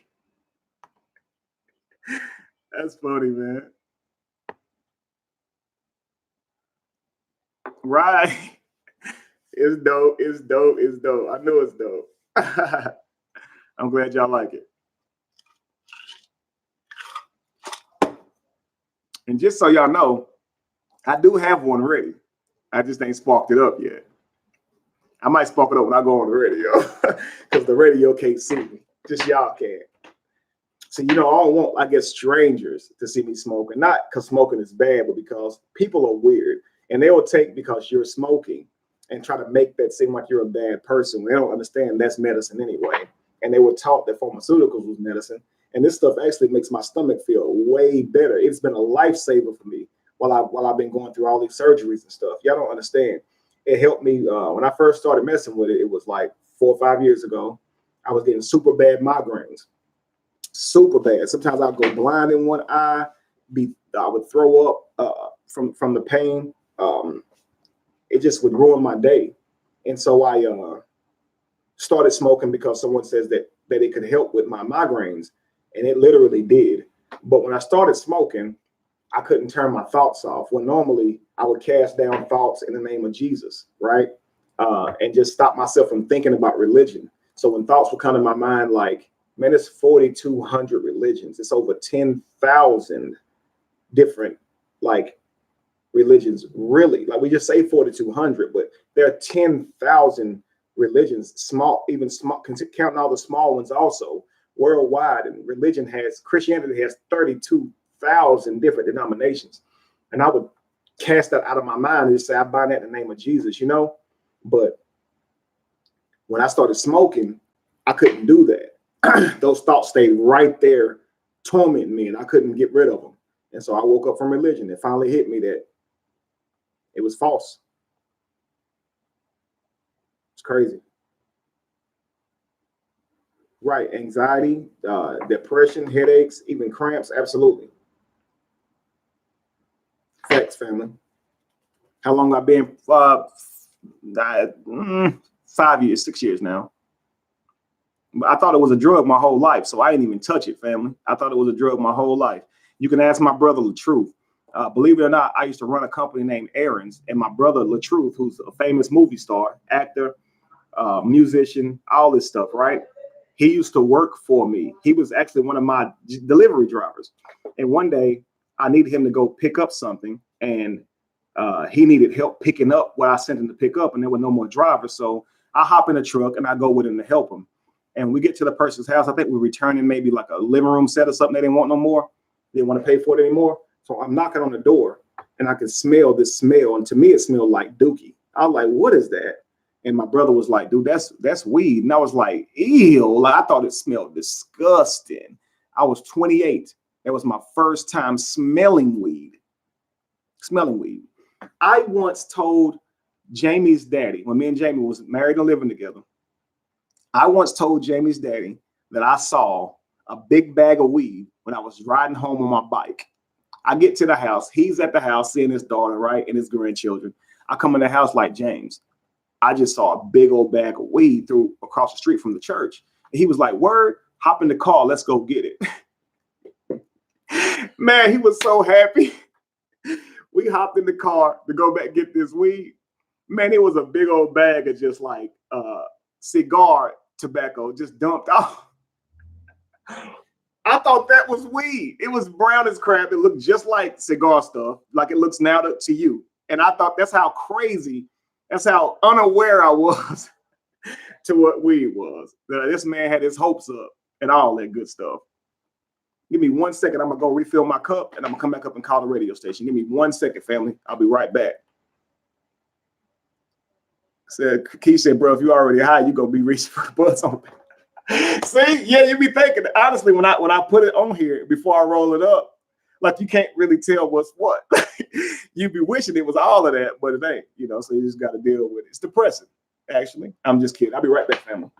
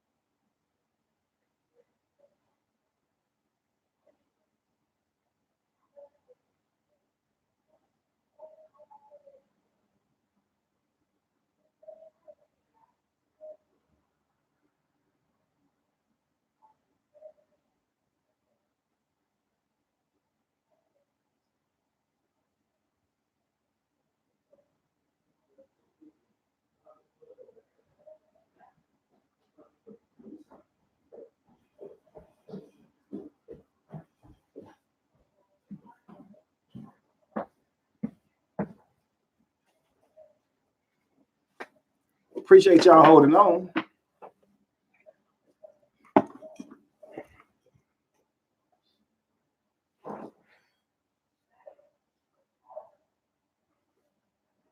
Yeah, man. You can ask anybody who ever smoked with me. They'll tell you, William, I think I'm the ultimate smoking partner.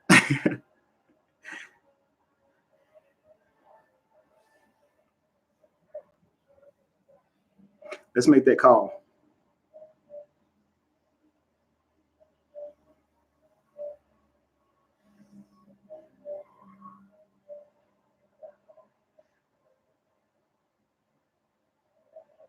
Welcome to Bondage Meetings. Please enter your meeting PIN and press the pound key.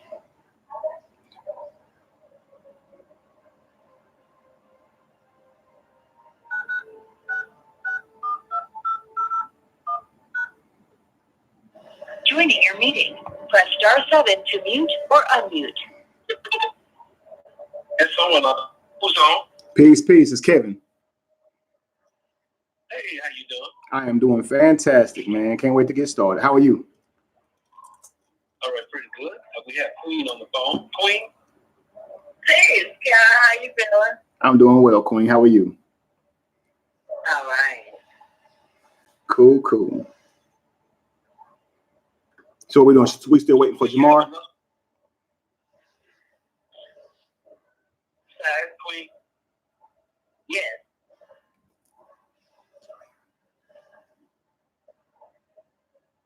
Can you guys hear? Let me both your voices, make sure we got the sound off. Everyone said test. Testing, testing, testing, testing. Test. Testing. Now make sure you speak up just a little louder. Myself or Okay. Queen? Yes. Oh, you. Testing. Okay. You got good right there. All right, You cool. don't have to speak. You don't have to speak. I do, only because I'm doing a live also, so they can. I'm trying to promote the radio station as well. Oh, okay. Sometimes they go down. Okay, but we try to go with your live. Love you. Keep it like that, like you got it right there, and talk into it. Yes, sir. Sometimes these speakerphones, you gotta bring the volume down. But while you're on speakerphone, that sounds pretty good. Just stay into, get your mouth into it. We can go with that. Fantastic. I don't have any sound coming from my computer or anything like that. It's all live, and the people listening can actually hear you guys well. So I'm ready to rock. Okay. Oh, sound like gonna be a good show then, right, Queen? Yes. As always. Took the words from my mouth, Queen. That's always. When you want to wait on your other fellow, or how you want to judge how you want to? It's your show.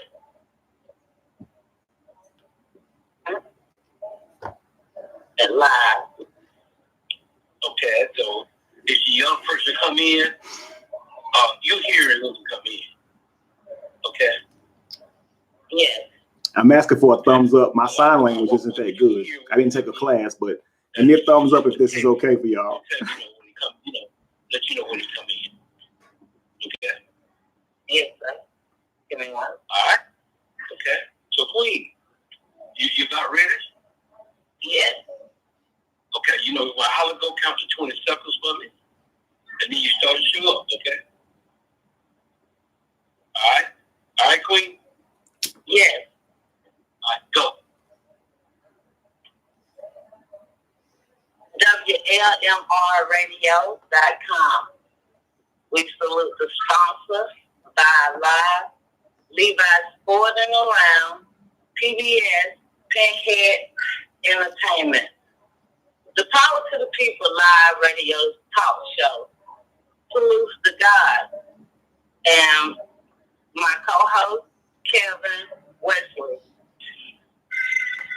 The roundtable discussion is with Jamar A. Milton on life as far as what's the 999 meaning, meditation, and news that we can use. Kevin will also be asking questions. Kevin, how you feel, King? I feel great. I'm excited. Right. Thankful to be here once again. Even happier to have an opportunity to co-host with you. I believe that we are going to have some great interviews moving forward. Yes. Jamal is the founder of Lighthouse True Life, True Heal. Are you familiar with that? I am.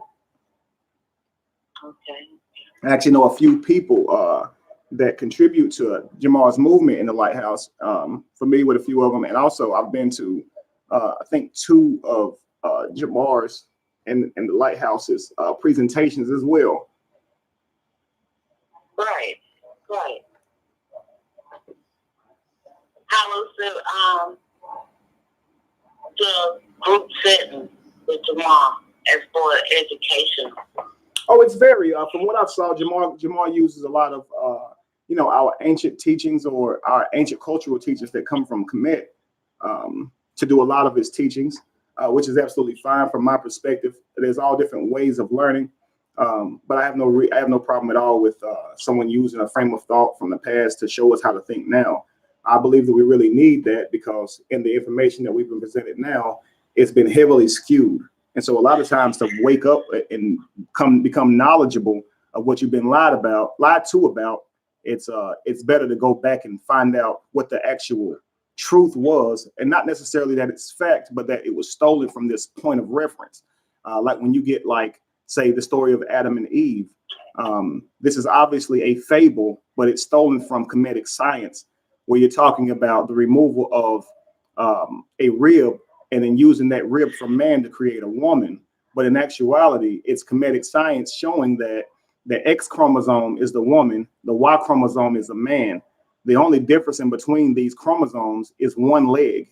We don't have alphabets in our bodies, right? We don't have them. So we don't have actual X's and Y's in our bodies. But if you were to look at the chromosome, a Y would be short of a leg than that of an X.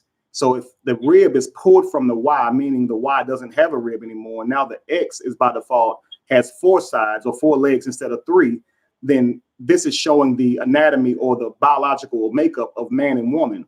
And they take that story and make that God took a rib from Adam and made Eve. So now Adam's the strongest of the two, because the Bible says, consider yourself the strongest and the wife the weaker vessel because you were made first. When in reality, when you study the biological vessels, in reality, the female chromosome is stronger than a man. Women can feed from their breasts and actually their vaginas. They can have babies where men can't do any of these things. So we have nipples that don't work. We cannot carry our own babies. We actually are the weaker chromosome of the two by way of reproduction, but the Bible teaches us differently. And so when you learn comedic science, you can see how this information has been skewed and given back to us in the form of Adam and Eve and not Atom and evolution. Meditation does not come from religion alone. It has to be ancient spirituality. Absolutely. And meditation had nothing to do with what we think prayer is now, which is a request from someone higher than yourself. Actually, prayer is one of the people who contribute to one of my movements called Be Evolution, a lady named DeWanda Pinkney. She actually made a video where she was explaining what prayer actually means, and it means to beg, or request from someone higher than yourself. That absolutely is not what meditation is. Meditation is about going inside of yourself, growing from within. It's not about asking anything from anyone other than yourself. If there is a request, you could only request it from yourself, not a deity that sits outside of you. And prayer flipped that on us too. Now we go to God and we ask God to guide us, and only if it's within his will, because if it's not, we understand if he doesn't do it. And this subjects us to a slave mentality, where if we meditated instead of prayed, we'd be different. We think differently, and we would actually manifest in reality what we meditate by knowing that it requires us to go out and do it versus requiring a God to create what we asked for in our prayer. Meditation has to be a form of evolvement to evolve when you go into yourself in meditation. Say it again, love. Meditation has to be a form of to evolve, a form of involvement. Because Absolutely. we're going into the self. I agree. Evolution. Indeed. Evolution happens from the inside out. And we know this just by looking at the world. We evolve simply through our DNA. This is something that is inside. It's not outside. We can't see it. The evolution happens from within. Even most of our epiphanies, we know these come from thoughts when we have this life moment where we have a recognition of something. Even when you're working out, it appears that the strength is coming from the outside because you're lifting something that's outside of you. But in actuality, your muscles are within your body. So you're actually, the lifting of the weights causes your body to change and evolve from within. Your body's adjusting to be able to handle that weight that it used to not be able to do. And it has to evolve if it's going to be able to hold that weight. It's a shock to the body. Hey, wait a second. This person is putting more on this organism than what I'm used to. So we need to change up everything. We need to grow. We need to strengthen ourselves. And this is why the body actually does evolve, because science still hasn't pinpointed why working out even builds bigger muscles. It does happen, though, from within. And like you're saying, evolution is about from within. It's not through asking a question outside of yourself. And if you're doing that, you're being totally backwards in that scenario. If you're trying to really move forward in your life, a butterfly a caterpillar goes into a cocoon.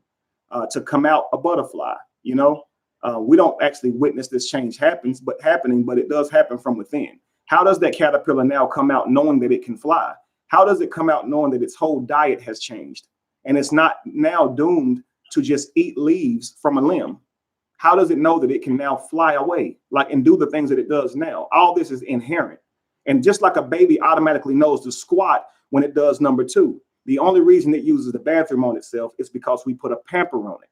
And so of course it would, but a baby knows to squat.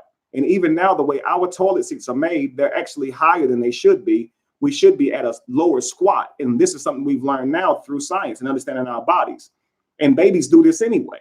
You know, we'll see our child squatting on the floor and we'll say, hey, what you doing? Because we know what they're doing. And we know we have to change them.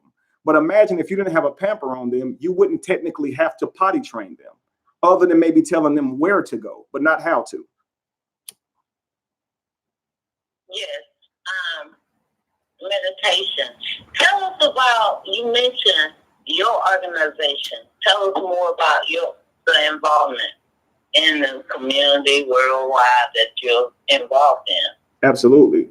Well, Be Evolution is really about just what we talked about. Introducing thought, introducing free thinking so that we can evolve. I believe that religion, when it's traced back to its root word, it's called religare, which means to hold back the mind or to tie up. So if this is so, it means religion holds our minds back from what? Evolving. We could be a totally different species, a totally different organism, living on a totally different plane of existence in terms of how we live our lives if we did not have religion holding us back. But we can't just subsidize religion all into believing in God books. Religion is anything that we have been taught that holds our mind back. You know, we've been taught so many things that's even outside of religion, things that systematically hold down women. These things are taught outside of our religion. Now they're backed using the Bible, but we teach these things anyway, in terms of misogynistic type things that we do. The fact that we had to vote to be human, the fact that we had to vote to vote, you know, that women had to be allowed to vote. These things shouldn't have to be asked in a really, truly free world. That to have to fight for something like this is absolutely ridiculous. And that's not just religion who put it in terms of a church and believing in a God that put women at that standpoint to literally have to fight and plead just to be considered worthy of voting. This is our own constructs, our own thoughts as men. And if we were to think and introduce free thinking, we can think about this and realize that that's not a way to live. That's not a way to treat people. We're all equal. And having a penis or vagina shouldn't subject you to not being able to speak in church, not being able to be the head of the household, or anything like that when it comes to our social life. You know, so what I'm about is showing people that we potentially get one life in this world. Be Evolution. The acronym is BE. I'm saying be. Just go out and be. Don't think that you have to be a certain person because this system tells you to. Who are you in your core? What life would you see you living that would make you happy? And you should be able to pursue that life without being ridiculed and treated badly, as long as you're not causing anyone else harm in living your life. But religion has taught us to hate each other or subject one another to ridicule or shame if they choose a certain lifestyle, when we have no factual proof that anything is worthy of being ridiculed or shamed, especially if there is no God that is that gave us a book and told us to live by it. So that's what Be the Evolution is. And man, we travel, we build with other people across the world. We build in family groups and creating organizational. I guess we're trying to put together like different venues to where we can hold events there weekly instead of just booking venues and things like that. So we're trying to organize and do things like that now. And that we'll be able to do a whole lot out in the community. As far as right now, what we're doing in the community is we're just waking up the people that we love. We're using the resources that we have. We don't have a whole lot right now in terms of funding, but what we do have is knowledge. And so we're using that knowledge right now to be effective in the world. But now we're coming together to talk about putting our resources together and what we can do on a financial level. But we're doing it, man. Yes, great. Grand rising. Now, I put it like this: in a year or two, everyone will know what the evolution is. I promise you. We're going to show people in churches that you don't have to be believing in some God to curse you if you don't help people in order to get out here and help people. We're going to show people that you don't have to subscribe to some church and be speaking in tongues in order to make a difference in the world. You know, I think that's what we're going to show people overall, because so many different believers, they use the fact that they help people as a reason to try to prove their God is real. So a Christian will say, well, look at how much work Christians do in the world. That is no proof that God is real. Well, look at how much Muslims do, because in all honesty, Muslims outgive every other religion. They actually lead the way. And even that doesn't make Allah exist. It just means that these are people who love to help people. So yes, there are good people who subscribe to religion. There are also manipulated people who only help people because they subscribe to a religion. But you know, the same as well. You know, I want to show people that we can get out here and help people just as being good people, not subscribing to a religion just to be a good person. That's ridiculous. We believe actions speak louder than words. We were told that it's a lot of African American, well, black women of color are leaving religion for African spiritual. Mm-hmm. Do you know anything in the facts on that? That's absolutely true. The reason why? Well, we talked about this before in another segment, I believe. We were talking about millennials. Do you remember that? Why millennials were leaving religion? And we were talking about how, you know, there are answers that we've had questions to for a long time, and we're not getting the answers. And when we go to the preachers and stuff like that, and we ask them the answers, then they just tell us don't question God, or they say they'll pray on it. And this is something they've been studying and preaching about for years. Why do you have to pray about it now when you should have known this answer, man?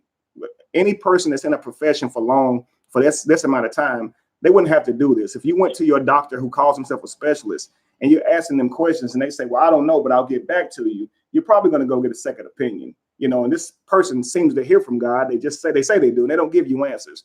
Well, women are kind of the same way when it comes to millennials. Women realize now, because we're becoming more conscious, right? We actually are becoming more conscious, whether we like it or not. We're thinking more. And a lot of women are really realizing now that's not right to be telling women they can't speak in church or they're subjected to a man just because they're a woman. They realize there's no rationale in having a vagina and being mentally weak.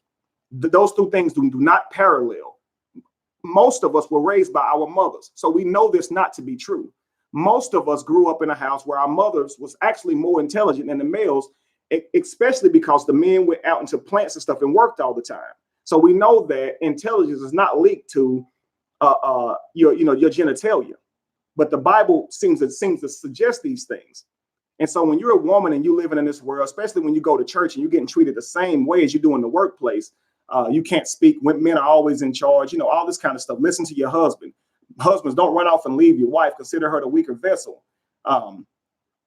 And along with that, can't wear open-toed shoes, can't wear pants, can't wear dresses that's too long, got to cover your head, don't cover your head. All these things are just really ridiculous. And so whenever they leave that or they question that and they find out that African spirituality doesn't have these prerequisites for them to have a decent life or be considered good, it's easier, especially when they realize that they accepted their beliefs for no good reason other than just being programmed into it. So you're going to see people leaving religion for so many different reasons nowadays, because people actually do think more, and they're realizing that religion in itself, the way people treat you, is just inherently wrong. Most people question their religions, or a lot of people question their religions because of how people in their religious environments treat them. And they start putting two and two together. Like, how do you pray to this God, read of this God's literature, and you still act like this? I thought people are changing. Like, I thought God changes people, but these people seem to be hurting the same people and just apologizing for it. But then they do it again, just like the people in the world. Why is it that we say this in church, that your own church is who gives you the wounds? Why is that even a saying? And nobody denies this. You told us about religion. Tell us about the theory of God. The theory of God? Yeah, the theory. Well, I would say that God is more theology, because we know theory is scientific facts that lead us to believing in something. So we can believe in gravity because we have scientific facts that lead us to believing that gravity, or suppose that gravity is there. When we drop something, it falls. But God itself, God, or the ideal concept of God, isn't a theory. There are no facts that we can build to say that God exists. So we're just theorizing or being theological when we talk about God. And when you look at the word God, of course, it comes from a word that was made in the 1800s. And so this word is created by man. And yet we suppose that a God would call itself by a man-made word. Every language was made by man. And yet we suppose that a God would tell us to write in our languages its words. We can see every language was made by man. So when it comes to just God outside of religion, there's a concept to this ideology that we call God. God is outside of you. God has the power.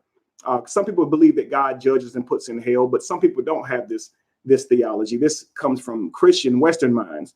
But everyone's idea of God is someone that has power outside of themselves, who has control on the world and somehow cares about the world, even though you can't see any evidence of care. A God who somehow intervenes in the world, even though you don't see evidence of intervention. This is the concept of God, a God who is outside of time, but exists within time. A God who doesn't need to be created, but yet creates.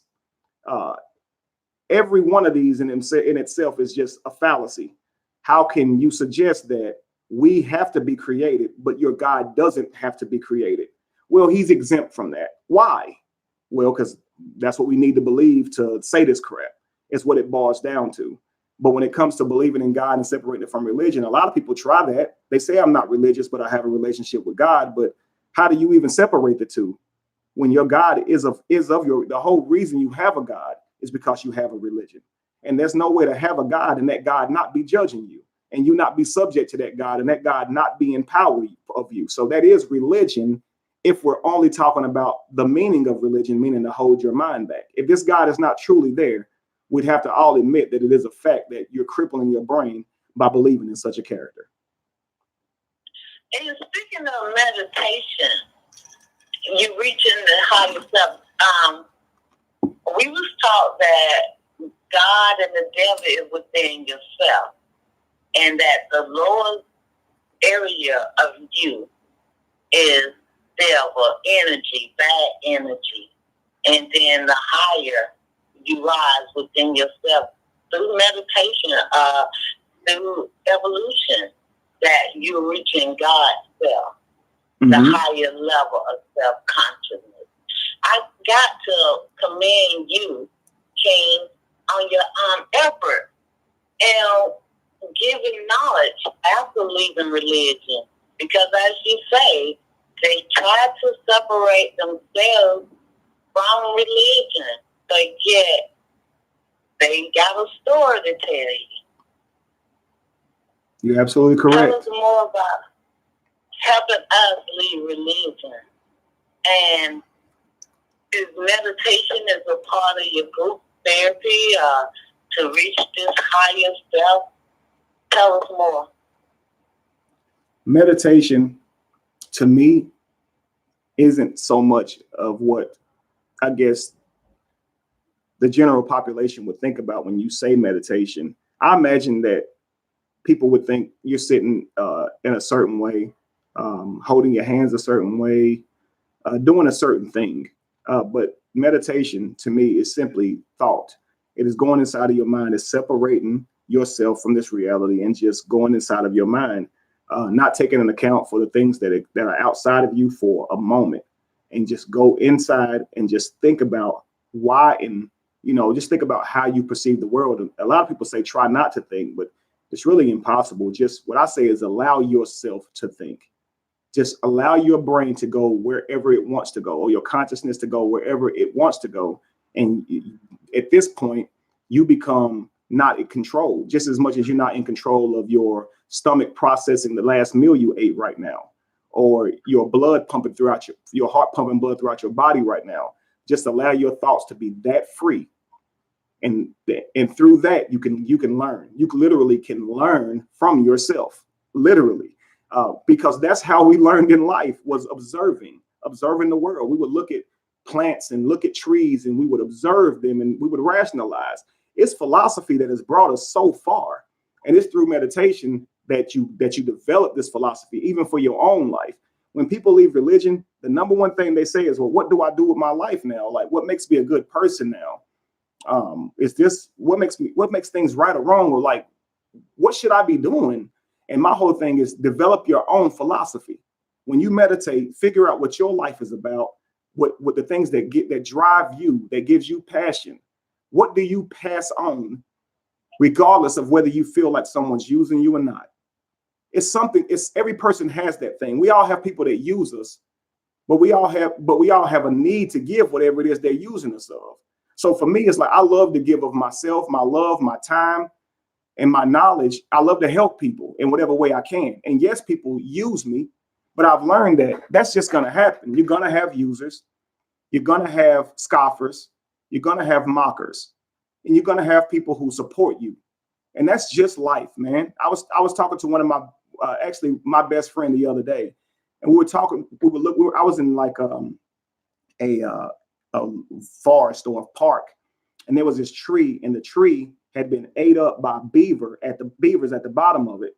And I was saying to him how you could see how the tree was literally healing itself, and sap works just like our blood does. Sap actually goes to the injured part of a tree and coagulates and actually heals the tree. It's really weird, but this tree is going to recover every bit of it that was stolen from it. And we are like this in life. The things that come out of you, that you don't have to order it. It never runs out of stock. These things are buried inside of you, and they just come out. It's kind of like my knowledge or my wisdom. I don't go read other people's books. This stuff just flows out of me, you know.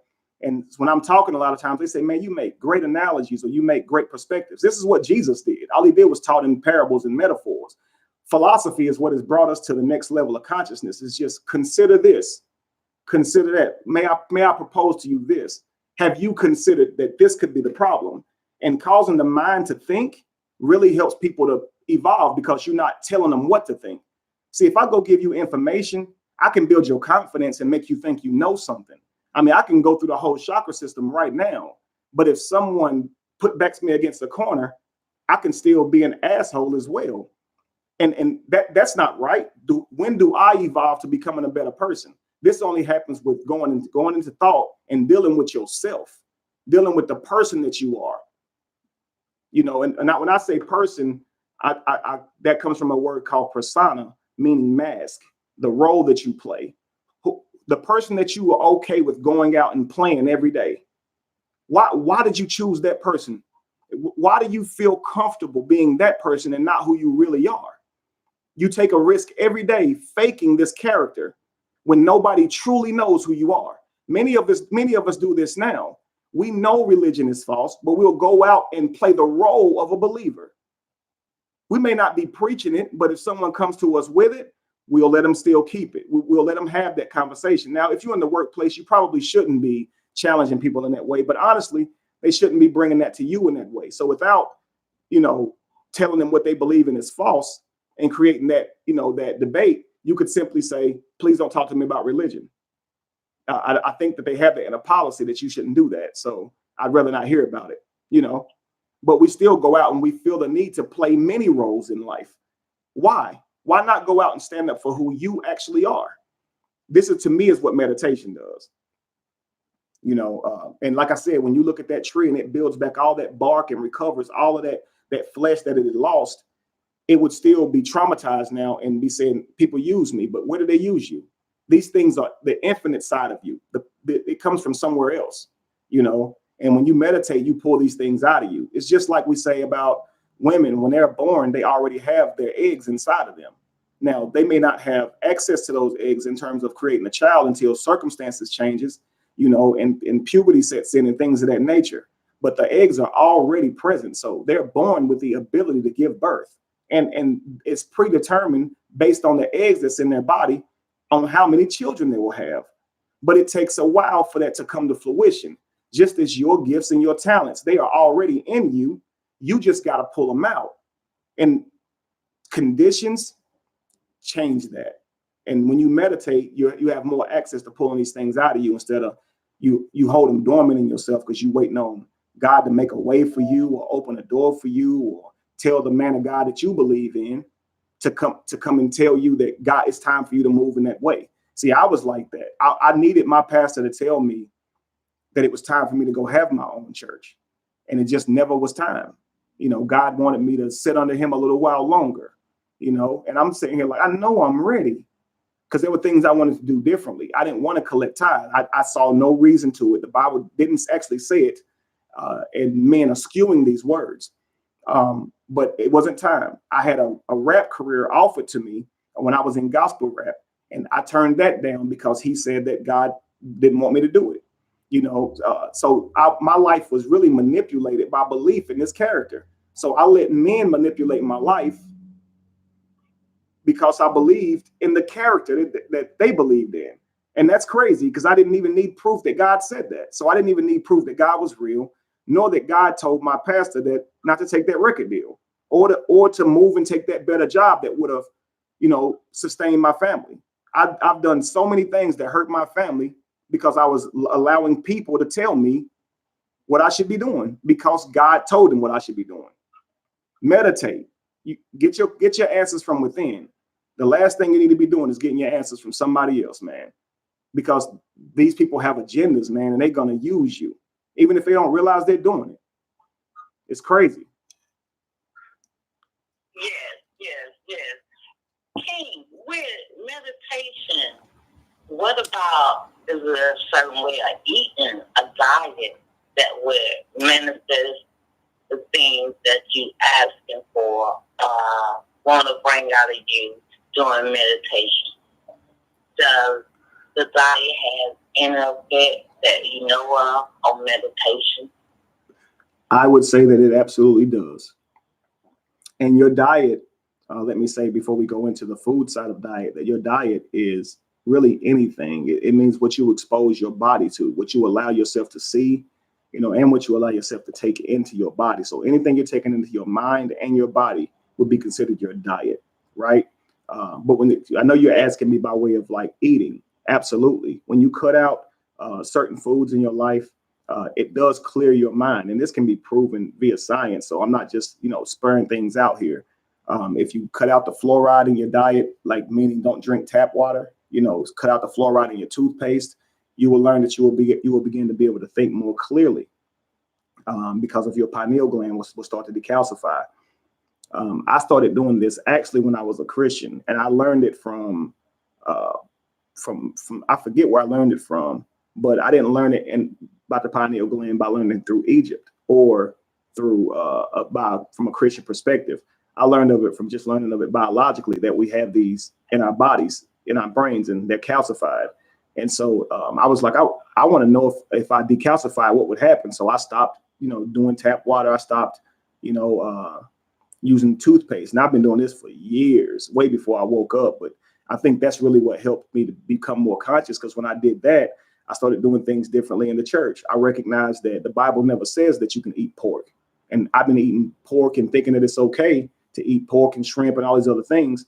And I don't know why I believe that God said it was okay when there's nowhere in the Bible where he said that, literally, because obviously God didn't say anything. But at the time in my mind, I'm believing God, God really inspired the Bible. So when I went back to the church and I showed them all and literally proved them, had like a debate right there in church now about to eat or not to eat. That was the question, right? That was the lesson that I taught, to eat or not to eat. And they would try to go and grab all these scriptures that would try to make it seem as if you can actually eat these things. And I would show them, how do you take that scripture and make it mean that? For instance, when Jesus supposedly said, or is attributed for saying in the Bible, wash your hands before you eat and it'll be blessed. Don't worry about so much what you eat. Just pray over it and make sure. They were trying to get one of the disciples to wash their hands. And they were trying to get Jesus to tell him to do it. And Jesus didn't do that. Jesus instead said Don't worry about all of that. Just pray over your food. And they said that this means you can eat anything. And I said, no, food wasn't pork. If I told you to go in the refrigerator and eat, you're welcome to anything in there, you wouldn't eat the baking soda. You would not eat the oven racks, right? You're not going to eat the butter. You know, we know what's food, and what's considered food was not animals with cloven hooves who didn't eat cud. So you know you can't eat pork. That's not food for you. That's food for maggots. That's food for something else. That's food for a lion, but that's not food for you. And each animal, God acclaims for giving a food law too. So that's food for someone else, not you. Then they've used the scripture where Peter saw a carpet fall down from heaven and angels on this carpet, where God supposedly said, Peter, rise, kill, and eat. This is years after this fact, and Peter was one of the disciples that was with Jesus that day. And I'm sorry to go on a rant, but I'm gonna get to it, I promise you. Peter was there that day when Jesus said, pray, just pray over it. But yet Peter said, I have never eaten anything unclean. This proves that Jesus didn't say that at that festival a while back, right? But either which way, Peter was really confused, and he wanted to know what God meant by this. And the Bible is very clear on what God meant by this, because it actually tells you directly. It tells you the story represents a man, which is a Gentile, who wants to be saved, but they have been kept outside of the covenant with God, but God is going to open that covenant and allow them in. And therefore, they are not unclean anymore, because Gentiles were called dogs, meaning they were unclean, because dogs would be an unclean animal, because you can only eat an animal if it had a cloven hoof. So it was called unclean because it's a pawed animal. It wasn't a mean thing to call someone a dog. It just meant that they were unclean. So he was saying, don't call them unclean anymore, because somebody's on their way to be saved. And I want you to allow that person in your house. It literally says what it means. But they come back and say that means they can eat pork. And I started realizing that this is coming from deacons and people I grew up trusting and believing in. I mean, I thought these people really cared about what they were reading. And I'm not realizing that I'm actually becoming more enlightened, because I'm changing my diet. They said, well, okay, you might be right, but we're going to still eat pork. And that broke my heart that they said that. Like, wow, you really love God. Like, I'm like, that's crazy to me. So I can see now that I'm thinking higher than them. And now I've changed my diet to where I'm only eating poultry now. And I'm trying to eat like the Bible. So I cut out a lot of bad things, even though I'm still eating bad things at the time, fried chicken and stuff like that. But I'm not eating pork, you know. But as all through life, as I learned and adjusted my diet, I found that I've seemed to go to another level of consciousness. A year ago, 2 years ago now, I went vegan. And honestly, I can't shut my mind down now. I took meat out of my life, and it's absolutely crazy, you know, the places that my mind can go. I've never been as thoughtful or as full of thought as I am now. My brother says he thinks somehow I became a genius. And we laugh about it, because he say, man, you didn't think like this back then. You know, he was always smart, but man, something happened, you know. But I mean, I actually don't spend my time reading other people's books. I heard Ray Hagan say one time that after all these years of school, I came out with everybody else's mind but my own. And that just scared the crap out of me. You know, you can read all these people's books, and all you're going to do is regurgitate what they say. Well, what do you actually think? You know, go inside of your mind, and you have to have some sense of self, and not just all these books and not just all this information. You know, life has got to be about more than just obtaining information. It's got to be about going inside and knowing who you are and keeping that person alive while you go through this chaotic life. You know, because life is going to try to take every piece of you away from you. But to answer your question, I'm sorry. Absolutely, yes. Diet counts. It does help you to become more enlightened, or to have clearer thoughts. And this can be proven by science. Yes. Okay. Meditation, change the diet. Do you suggest herbal detox, detoxing at all before or while you meditate? I would say a cleanse is definitely good when you change your diet. Okay. Go ahead with your question. Forgive me. Okay. I was asking about herbal detox. Would you recommend it while meditating, or just allow their body to detox on its own by the change of food? Well, I'll say that I've done a couple of cleanses in my life, but I didn't do one the last time I went vegan, and I haven't done one since I've been vegan. And I would say that I've had good results, but I haven't had anyone to compare my results by who did those things. So some people that they may stand by detoxing. Well, I haven't put that much study into that. But I would say that I just allowed my body to detox itself. I went cold turkey, no pun intended, when it came to being vegan. And I just allowed my body to do what it does. People said do it slowly, but I didn't. I just went cold turkey.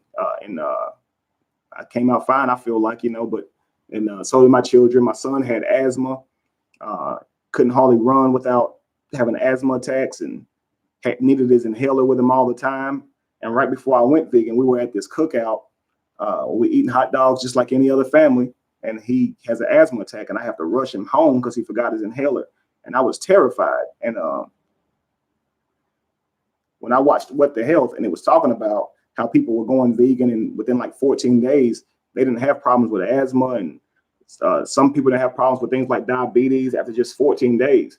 And, when you're in religion, people tell you fast for 14 days and all this kind of stuff, and you'll get results. And a lot of these people will come back saying they was healed. So I'm like, okay, so maybe there's something to fasting. Maybe there's something to changing your diet for a certain amount of days, because your body cells are continuously healing themselves, dying off and healing themselves. So if you stop putting something in your body for a period of time, your cells would regenerate to that of a person who never ate meat, period.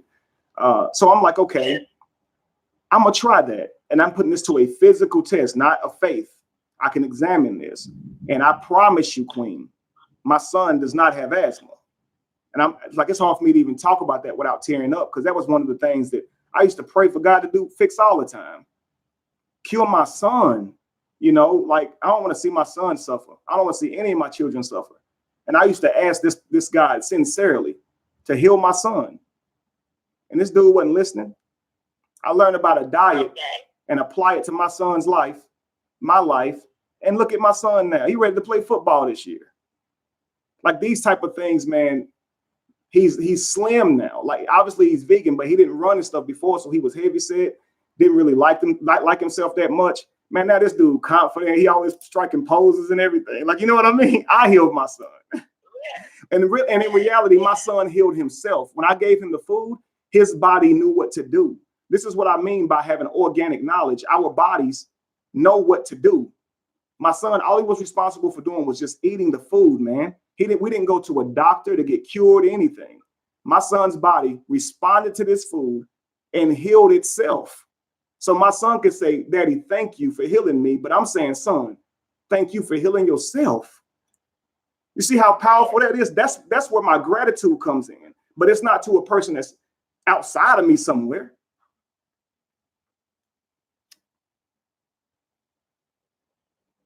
Grand Rising. Yes, that's a testimony, King, that you guys live by for real. Yes. I'm telling you, and this can be demonstrated. People everywhere doing this. So it's not even that this is some miracle story like let's everybody run around the church. Yes, it's exciting to hear, but it should make you even more excited to apply this to your life, because you can get these results. You ain't gonna be going back to God saying, hey God, well, I put $50 in the plate just like sister so-and-so did when she got that brand new Audi, but I didn't get nothing. You're not gonna have to come back to me saying, Kevin, I went on a diet and I went vegan and I didn't get any results. Man, your body is responsible for that. Trust me, and it's gonna take care of you. I don't have to worry about people coming back to me saying what you teaching me isn't working. Because see, I saw it for myself. Like this is not a joke. It's really not a joke. I probably would have been dead myself if it wasn't for me going vegan. Because my sister died a year ago of cancer. My mother died when she was 33. I'm 36. My sister died of cancer when she was 42, 44. My other sister's 42. We all went to the doctor afterwards to get tested, and we all had it. So we all had to go get our stomachs removed. This cancer is no joke. If I had been eating meat like I was, I probably wouldn't even be here. Vegan say today. Tell us the beginners for vegan to try and eat. Since we're doing this diet change and we are meditating and we want to go vegan, but you got to go slow with us. What would you recommend? I started off with like the Gardenia foods. You can find those at like Walmart, Publix. You can find them at Whole Foods as well. You can begin to go ahead and look into a raw diet, a raw foods diet, where you're getting those products for yourself and breaking them down yourself and learn recipes. That's the key. If you're on YouTube and stuff like a lot of you are now, if you're on the radio and you decide to come to YouTube, make sure you're typing in vegan recipes and just type in vegan recipes for the foods that you actually like now. And while you're trying to learn to cook those, eat Gardenia foods and wean yourself off. They have a lot of foods that are great meat replacers. If you season them right, it's not much of a difference. You will tell there's a difference, but you're not eating meat at least. You're putting better foods in your body. And as you learn more about it, you'll grow. I just encourage you to just look at videos. That's what helped me. You get bored if you're not practicing recipes. Trust me, you will. And it's fun to practice recipes and try this stuff yourself, because the reason most people don't go vegan is honestly because they don't know how, and they don't have the time to really learn. They spent their whole lives cooking the foods that they cook, or they prepare, and they know how to, stew beef, and they know how to roast a rib or whatever, roast a turkey and all that kind of stuff. But when it comes to preparing, what they think is vegan foods, vegan scares them. Like, what do you mean vegan foods when really you're just not eating meat? Any animal that comes from any product that comes from animals, period. You're not eating those things. That's all it means, really. You can prepare your vegetables the way you like. But when you hear, what do you mean vegan food? It just sounds like you went somewhere special to get it or something, So just look up recipes and you'll find that you can mix a lot of the foods you eat as vegetables and make them taste like the meats you eat now. Because the only reason you like the meats you eat now is because you season them, and you season them with vegetables. I mean, you actually put vegetables and spices, plants on your food, on your meats, just for them to taste good. Like, many of us can't even imagine just eating meat straight off the cook, right? Or even raw, or whatever. If it's not seasoned, it's like, what's the point of eating it, right? And so it's like we don't even like. So we don't actually like meat. We actually like seasoning. That's the only reason we eat the meat, because it's seasoned. Yes, and that's another thing, to cut out the meat in our bodies, our intake of meat, because it raises our spirituality. Since we're leaving religion now, spirituality goes way back. That's us being spiritual people. So therefore, the meditation, the diet have to change.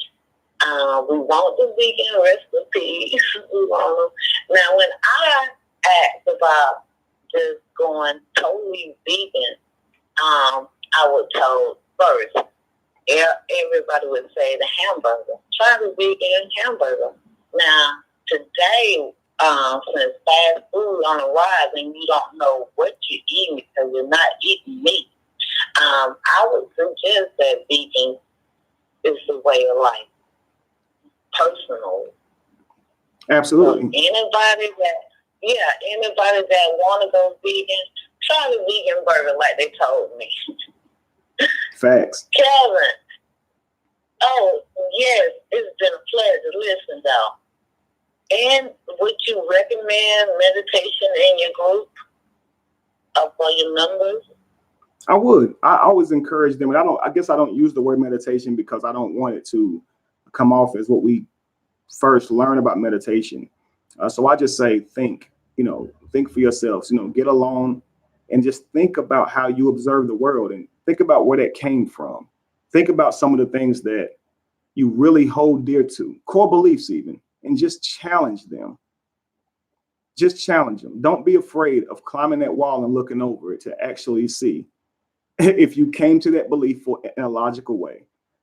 You can be a person who doesn't believe in characters in books and call them gods, but you could still very, very much so have beliefs that you haven't challenged about yourself yet. And you may not realize you still believe in that. You see what I'm saying? Like, I know atheists who are racist. I know atheists who still believe that they're superior, and that's either black or white, and we have no logical reasons to suggest that. not superiority, because we wouldn't suggest that Rottweiler is superior to a poodle. They're just different dogs. What are you talking about? What do we learn these words superior and dominant and king of the jungle and things like that? You know, this is all taught by Western minds. I think if we didn't look at the world that way, we could be free of a lot of things. So I say, go inside of your mind, meditate, and watch that caterpillar become a butterfly, become a whole new being. This is what I say, guys. Go inside of your mind and see the person that you want to be 10 years from now, and bring that person back to the day. Who told you that time travel is not possible? Who told you that you have to wait 10 years to be this person? Nobody can deny that you are you. So go inside of your mind, find that person. And every single time you do this, pull that person back. That version that you see of yourself, pull that person back and just be that person. Be it. And don't be that person with any care to what somebody may say or do, to the constructs we live in. Just go out and be that person. Sometimes I say, today I'm going to go out and be a person that encourages people. I need to get this on camera, but I walk up to random people and I just won't be shy for a day. I'm shy as crap, but I'll go out to people, and out to every person I see, just about, I'm going to say something nice to them, and I'll compliment them on something. And I can tell it brightens people's day, and they open up and then they want to talk to me. It's really crazy. And I do this with any person I see. I don't base it on if they black, white, Hispanic, Chinese, any of that. I just say, I'm going to go out, because I'll see people who look just like me on some days, and I just don't feel like talking, and we won't speak at all. And sometimes I think to myself, like, dang, how did we become that way? Like, hey, how you doing? You know, you can't introduce yourself to people. So sometimes I'll go out and be that character. And when I'm playing that role, I actually feel pretty good doing it. I'm working on that, you know, but sometimes I don't feel like it, obviously. And I can tell when other people don't want to be bothered as well. But I can tell the effect that it has on my own reality by going out and being kind to people. It's like I actually recreate my reality. And this is what I'm saying. You can do this. It's fair. And every person has that right. Pull that person out of you and just go be that person. They can just let them live in your biological body. All you changed was your mind. All you changed was your mind. People always say, I changed my mind when they're talking about a decision. You got to change your mind when it comes to your life, like who you are as a person. Actually, literally change your mind. And you can't do that without thinking and unlearning. Vibes. So you be going out sharing your high vibes. Fast. Vibes, energy. Mm-hmm. Yes, vibes. Okay, speaking of religion and the young ones, do you actually think it's child abuse to raise a black child to worship a white God, even in the picture, to have a picture of the white boy they call Jesus? Queen, you all have 4 minutes. 4 minutes. Mental abuse. Absolutely. Mental abuse to have a child, a black child, worship, to look up to a white man, Mm-hmm. an imposter of faith. Mm-hmm. Absolutely, it would be mental abuse. Yes. And the reason, logically, is because it causes that person or that child to look at the race of that God that's given to them as higher than their own. And this causes a problem for themselves that becomes an internal problem to their own lives. They allow themselves to be mistreated by any person who looks like their God. They allow themselves to be behind, and it's okay when they look like your God, you know, and you allow yourself to be subjected to them. It's harmful in any way to give a child a God, period, without them first understanding that within themselves. We should allow our children to observe this reality on their own and come to their own conclusions either way. But it is catastrophic to give a child a God that does not look like them, you know, especially if that God looks like someone else in their own reality, such as giving black children a white Jesus. Just imagine a world where white children were given a black Jesus, and imagine the changes that would probably do to our reality today. Imagine a world where white children weren't raised to hate their black counterparts and for thinking that they're superior by race when there's literally nothing factual about that. But they just believed in it on faith, just like any other religion. Racism is the biggest religion, to be honest with you. And I don't mean that you got to hate another race to be racist. You can simply just think that you are a race or that you're different from any organism in this world. We got two more minutes, but I keep saying, like, we call a dog, but it's no more a dog than what we call it. We call it a poodle or Rottweiler, and that doesn't mean that that's what they are. We just call them that. We don't know what these organisms are. We don't. Neither do we know what we are by calling ourselves human, black, white, Puerto Rican, or Presbyterian. I just want to sneak one in there. We just have to start seeing ourselves as intrinsically united and come together. I think we'll all be better people for it. Religion has separated a lot of people. However, a lot of people are leaving religion. So it sounds like you got your work cut out for you as far as leaving religion workshop. Grand Rising King. Absolutely. And it's work that I gladly do. It is my pleasure, honestly. I was told this by my pastor, and this kind of stuck with me. If it feels like work, it probably ain't your calling. And this for me, it don't feel like work. It's a walk in the park. I love it. I love meeting with the people. I love educating. I love seeing people come to consciousness via my work. I promise you, that was my goal, was to wake up as many people as I put to sleep, man. I want to free the people. And so I consider it joy anytime somebody wakes up. Tell us how to get in contact with King Kevin Wesley. On YouTube, that would be Kevin Wesley, The Truth Factory. On Instagram, that is I am Kevin. No, it's not. I'm sorry. On Instagram, it's at Kevin Wesley B. Okay. You can also go to www.betheevolution.org, where I have a website where I sell clothing, music, and things of that nature. You can see some of my events will be posted there. And there will also be an app that's going to be available for people who think like us, for us to connect and unite, that will be available by this Saturday. And that will also be on my website. So make sure you remember that, www.betheevolution.org. Grand Rising King.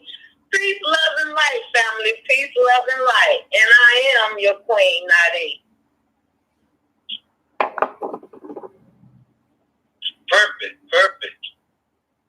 Hey, that was great, King. That was great, King. Thank you, brother. And Queen. All right. All right. Okay.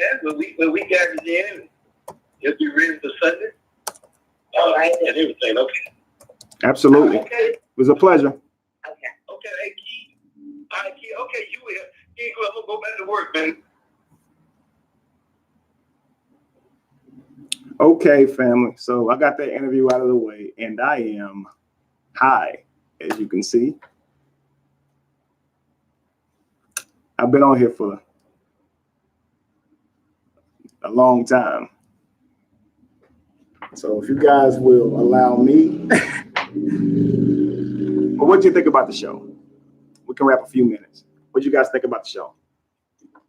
About the broadcast?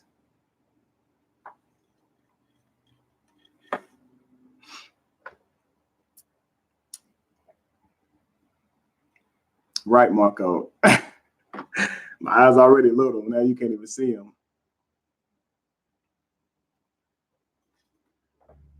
I'll tell you a funny story, man. Not so funny, really, but when I lived in Savannah, man, I worked at this job. I was in sales. And I was telling them that my grandma always told me I had chinky eyes. And there was a Asian guy who worked there. And when he heard me say this, man, and he was livid, like he was really upset. He told me that was a racial slur, and I did not know that until I really thought about the word, like chinky eyes. I didn't think about that though. I didn't even think that pertained to like Chinese people or Asian people at all. But I mean, that's why I say you can be from one paradigm and not know that you're saying something that's crazy racist and not even know that you are, saying that. And from that point on, he really thought that I had a problem against him. Like, I don't have a problem with Chinese people or Asian people at all, but it's crazy because that was a paradigm I came from. I really thought that I didn't know chinky eyes was like insult. I was just telling them what my grandmother used to say. I don't even think she knew. It's just probably something we said.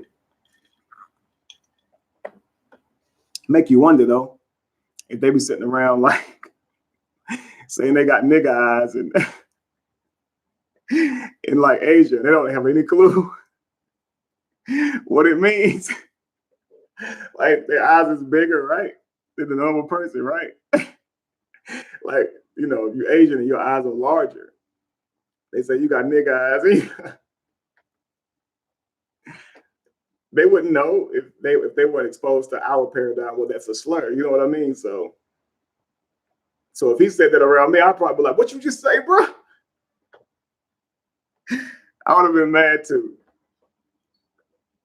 But it's a crazy world we live in, man, because you can really seem evil or racist and not be at all just because of the language you use, man. It's a spell. And somebody say, yeah, and we sensitive. Stop, man. Marco, you making me laugh. So y'all gotta stop. So family, tell me about the show. What do you guys think?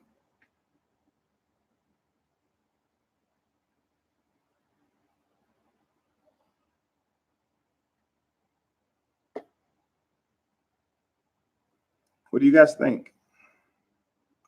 I'm gonna tell y'all, man, we got a problem, though. We really do, because it's 100 people on here now, and it's only 85 thumbs up. And early, it was like 150 on here. It keep going down and up because people go to work and stuff, I imagine. Or maybe they're just not interested in my rhetoric. But I don't understand how the likes don't equal the amount of people watching. I can't get a like. I got 2 more. Okay. Well, I'm not gonna press y'all. No pressure. Two people dropped off.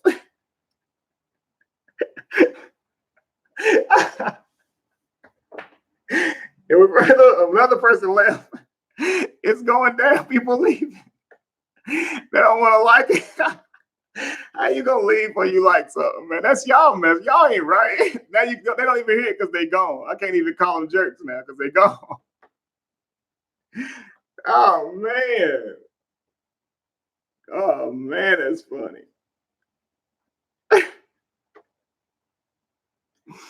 I know that tease. I just saying like the dang video, man. But I mean, honestly, sometimes I don't think about it either, man. No pressure.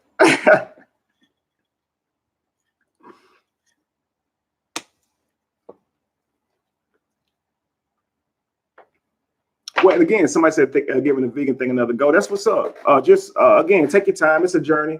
Listen to what the other people saying too, because like they were saying, vitamin B12 deficiency.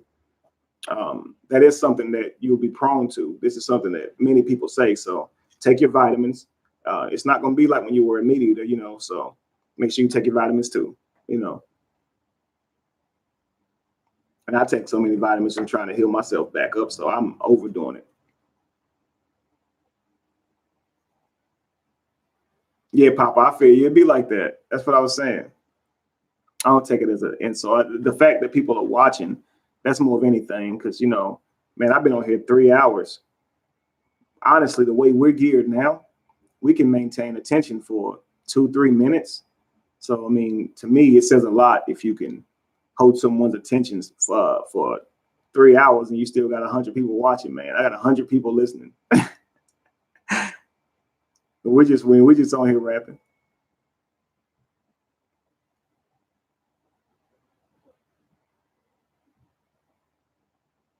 Black print. I don't have a problem with that.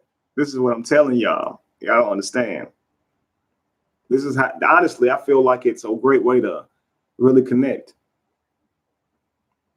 You know, it's like, I don't know. You ever notice that when you like smoke with somebody, you kind of build with them, like y'all standing there, you got to pass the blunt. You got to pass it. So you rapping, you getting higher, you elevating. You're not going to be really arguing. Not if you're drinking, that may happen, but you know, and that's true, Desmond. That's true also. I would imagine we all need to know that, or should by now. We should be responsible for what we do. But I don't know, man. Before I do anything like that, I always say to myself what I want this trip to do. When I take this trip, when I elevate this time, this is where I want to go with it. So I tell myself where I'm gonna guide myself, and that's it. Because it's all about love and positivity, right? Talk to learn. Don't talk to hurt nobody. Don't talk to debate. I want to hear you talk. I want to hear you talk because I want to know where your mind is. That's the only way I can help you. That's the only way we can help each other, is that we actually give each other, because I can't see your mind. Imagine going to somebody who you got a crazy movie idea in your head, right? And you go to them and everybody got an idea in their head, right? Just imagine right now. Everybody tell me yes. Give me a yes if you've ever had an idea of a plot of a movie that you felt like would be good. Give me a yes. So I need to know if this is a good analogy. Okay, James says yes. Yes, Marco says, okay. Latifah says yes. Okay, wow, resounding. Okay, so we all have these ideas. Now, say you're right in front of somebody, a director who has the means to giving you that, to helping you with that, right? And he gives you an opportunity to explain to him the vision that's in your head, right?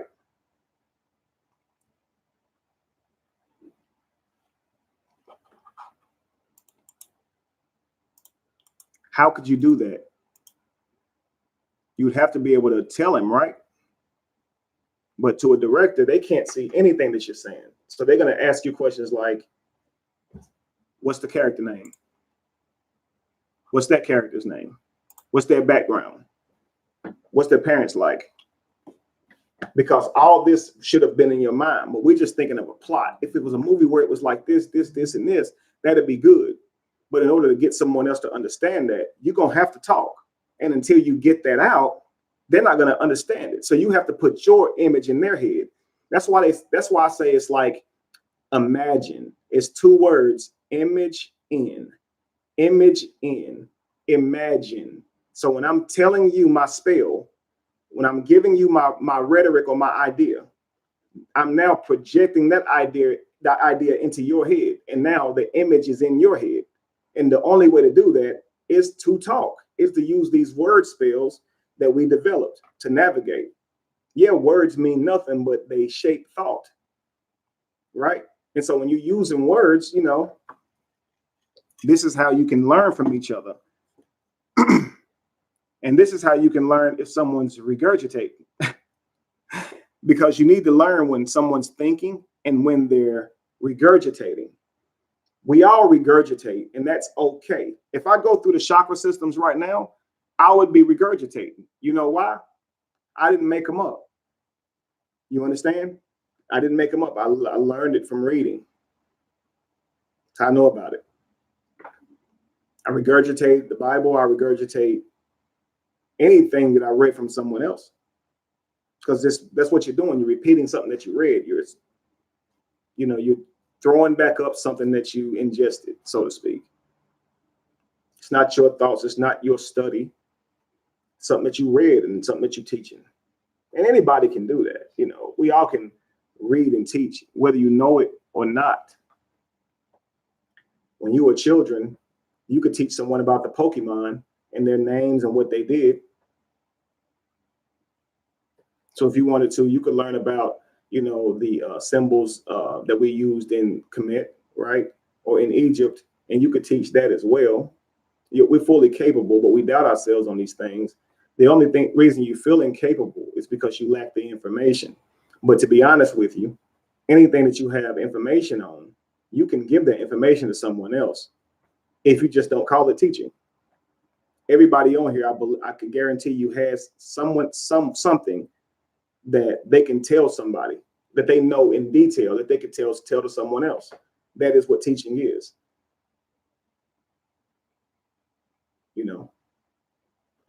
I'd be afraid to teach fishing unless I knew how to fish. Then, of course, it wouldn't be a problem. You know what I mean?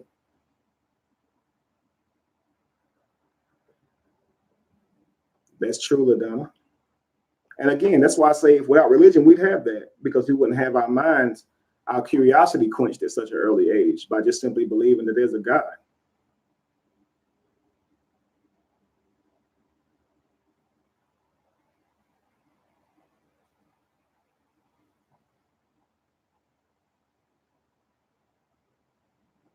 Oh, stop it, John. Stop it. Evolve, John. That's all I ask. I'm messing with you. That's what's up with Tia. I am too. Y'all don't understand, man, the gratitude that I had to be able to kick it with y'all, to have y'all sit here and just rap with me. I know y'all on the other end of y'all devices, chilling, whatever y'all doing. You know, some of y'all, you know, might be washing dishes or doing something. I'm just in your earphones or whatever, and that's cool too. But I just feel like we all kicking it. So I'll light up this little piece for y'all, this to y'all right here. Then I'm gonna let y'all go.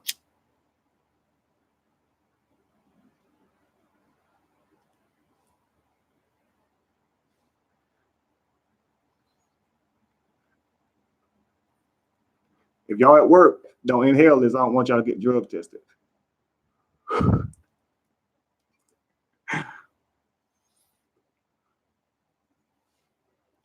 Y'all feel me?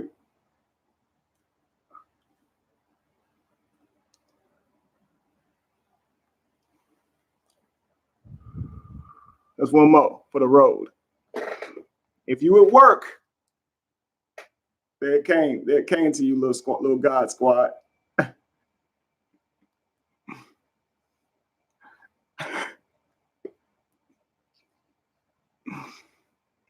All right, family. I love y'all, man. So let's build another time. That was a while we was on here today. Thank y'all for your donations. Listen, if y'all want to donate to me throughout the weekend and stuff like that, just go to www.betheevolution.org and just click the donate tab. Some of y'all don't have PayPal and stuff like that, and I get that. So an easier way to do it is just go to the website. You'll see a donate tab, and then just hit that. I know my eyes probably small right now, but they are open though, and I see y'all. So don't be thinking I'm asleep or nothing. Like,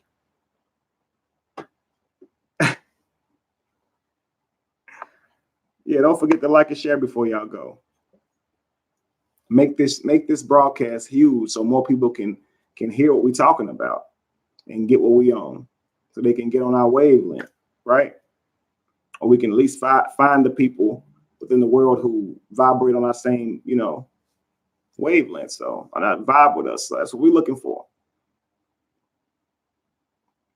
All right. Listen, family, be evolution, be the change that you want to see, and no candle loses its flame from lighting another. Peace. I love you all.